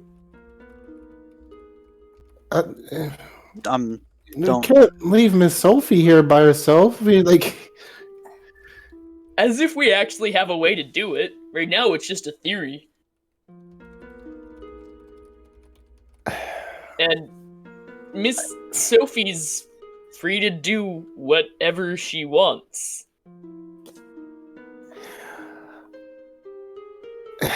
I have no idea what would even happen to you if we, in the ideal situation where we're able to reopen a tear and we're able to get back exactly where we're trying to go. I don't know what would happen to you. Like, just a burst of essence cause changes in all three of you. And my personal theory is that you should be fine, because if I'm correct, my people and humans have common ancestry that cross paths at some point, because there's a lot of things in our physiology that are so similar. And even they would teach us in school that it's like we can trace back just millions of years of fossils and plant and animal life, but it's like there was, to a certain point, like there was none of us, and then suddenly we were here. And no one's ever been able to really explain why, but I'm thinking that we crossed paths at some point before.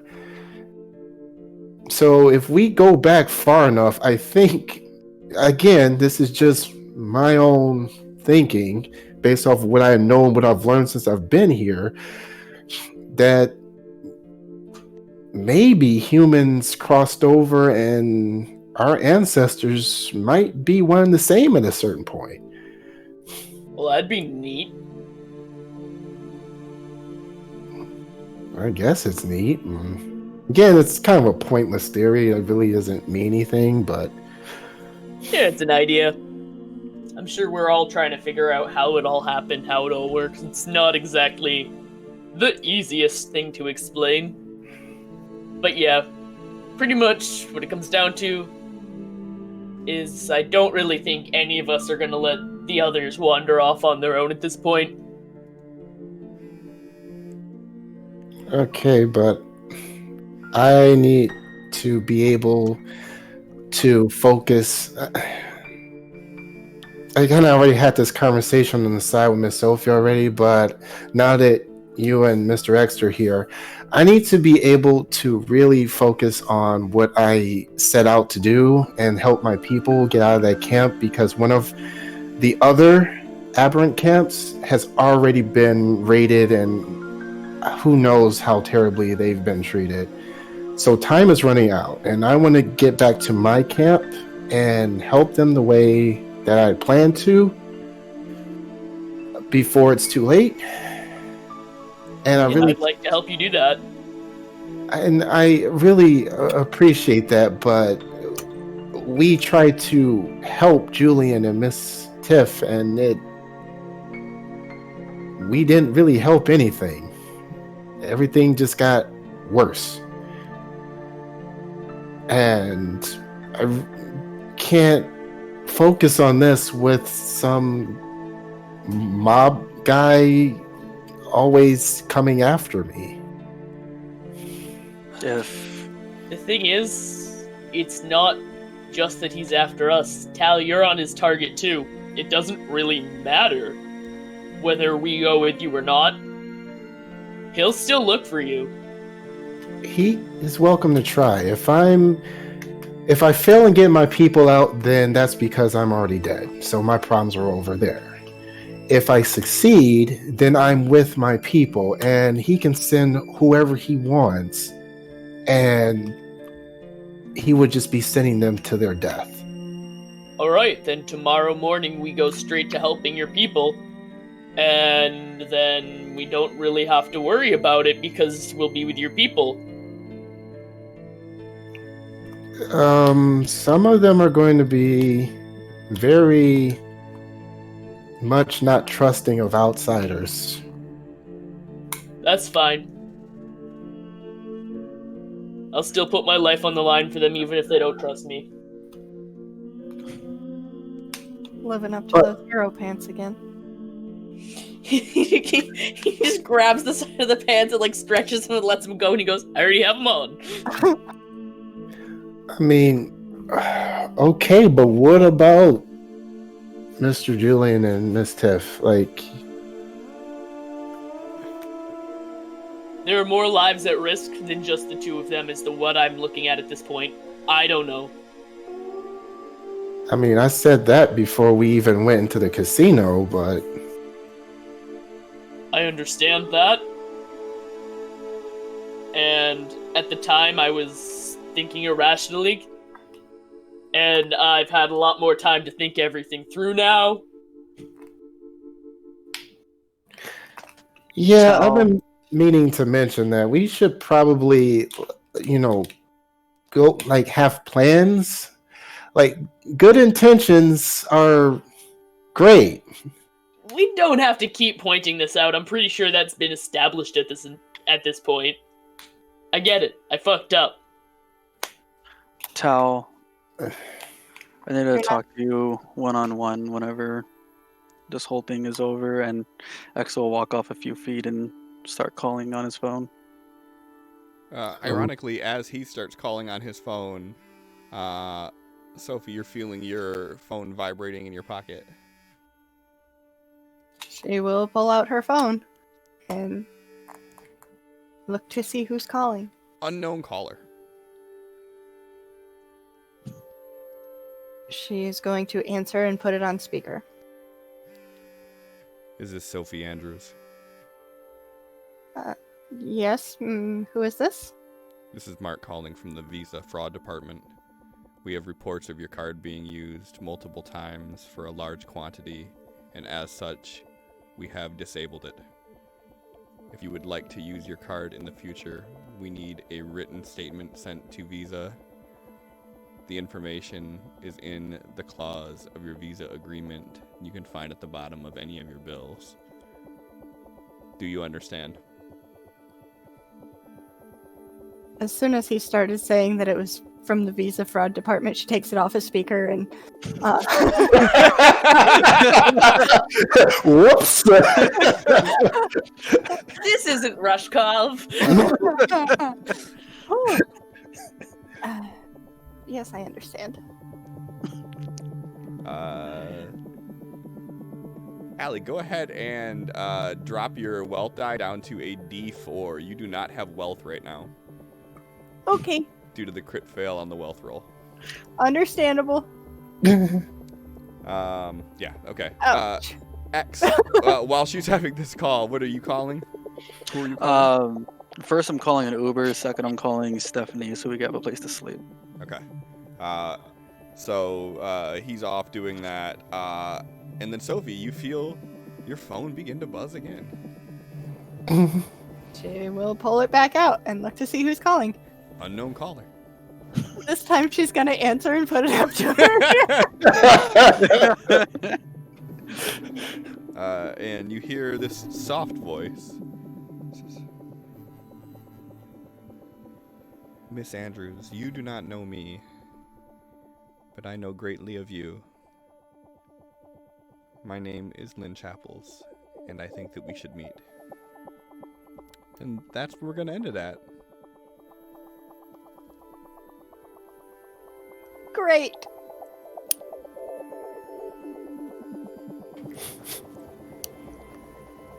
So yeah. But I know of her. I remember. Yeah, we all know of her. She's the person on TV. Yeah, but She's I this told world's Sophie- Oprah. Yeah. Who doesn't know Oprah? How many of you know Oprah personally? Okay, but like by name at least.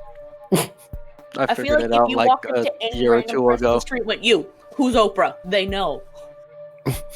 I don't know. There's pictures of Bill Gates standing in line to buy hamburgers and no one recognizes the motherfucker. But everybody Okay, knows but who Bill Gates isn't is a when you say TV it. personality.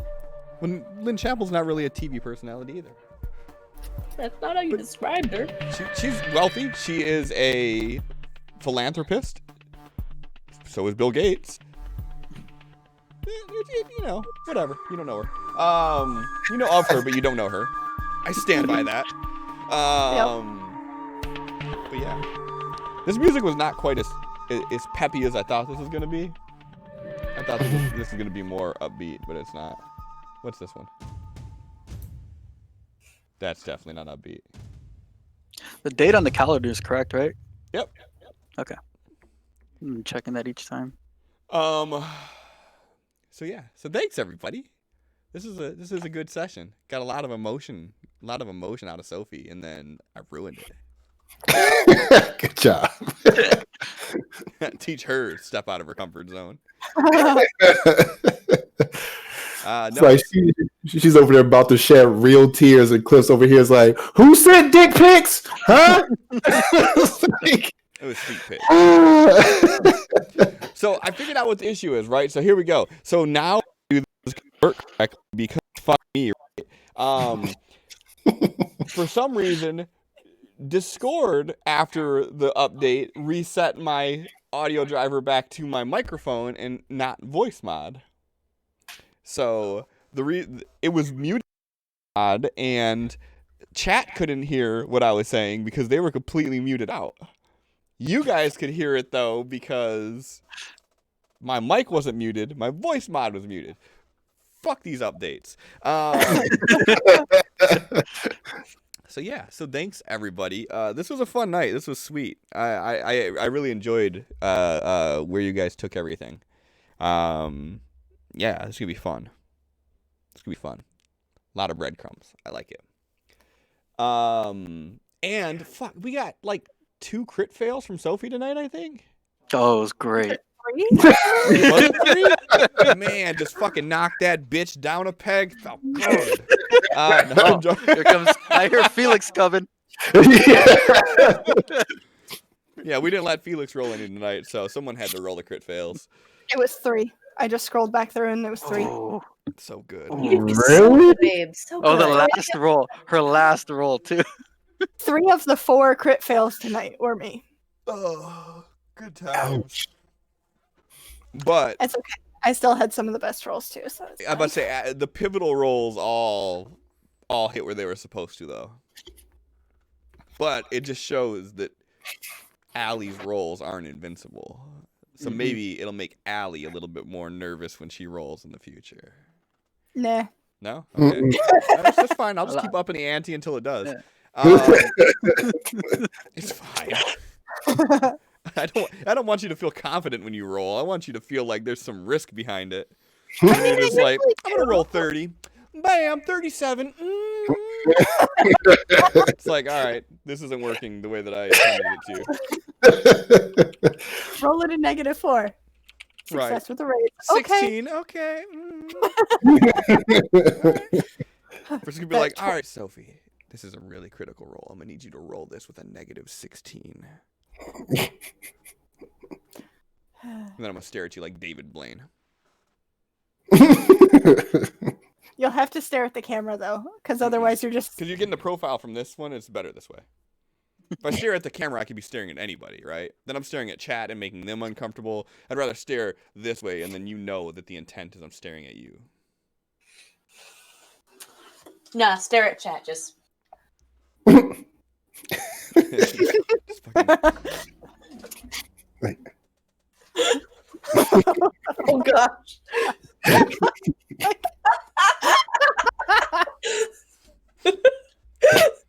Make it even worse. I could go over there and stare into your camera with you. Yeah. Got two heads bobbing in and out. And then all of a sudden in the sirenscape you're gonna hear Mind Freak. All right. God, this show's awful. Dude, that's real magic. You don't understand. Oh, that's right. I keep forgetting. I'm gonna say some inappropriate shit if we get on this topic. Like I always do. All right, so yeah, so been fun, had good times. Thanks John for the resub. I didn't even see how many months it was. A lot. Like 11 billion. I was thinking One like, or two. I was thinking like 11 billion and 2. Could be. I can't even scroll up that high. We're just gonna assume it was. And thanks Smythe for the resub. 28. Okay. 28 doesn't seem right. That seems low. It probably got broken somewhere. 28 doesn't seem right, but whatever. We'll say 11 billion. And thanks Smythe for the resub. Yeah, I don't really have any like cool closing statements to make or anything here. I'm excited for next week.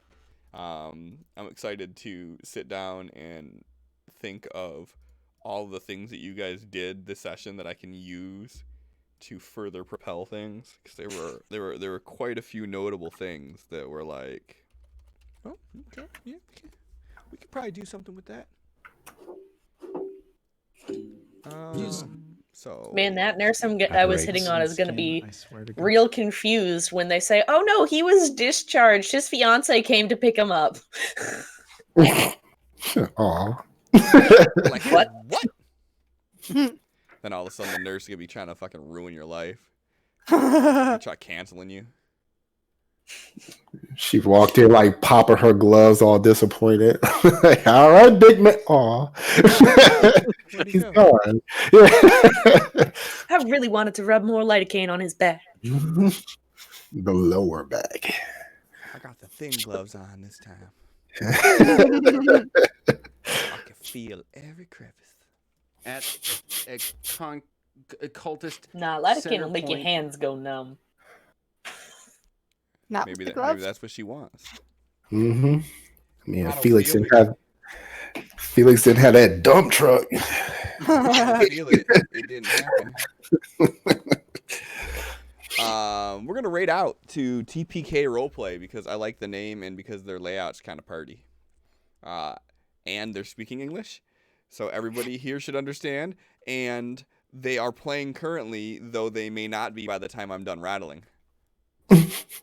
But they are right now, and that's what matters. That's how it works. Mm-hmm. So Probably been live for like 4.5 hours. man, they might have been. That's not my problem. That's chat's problem. Good night.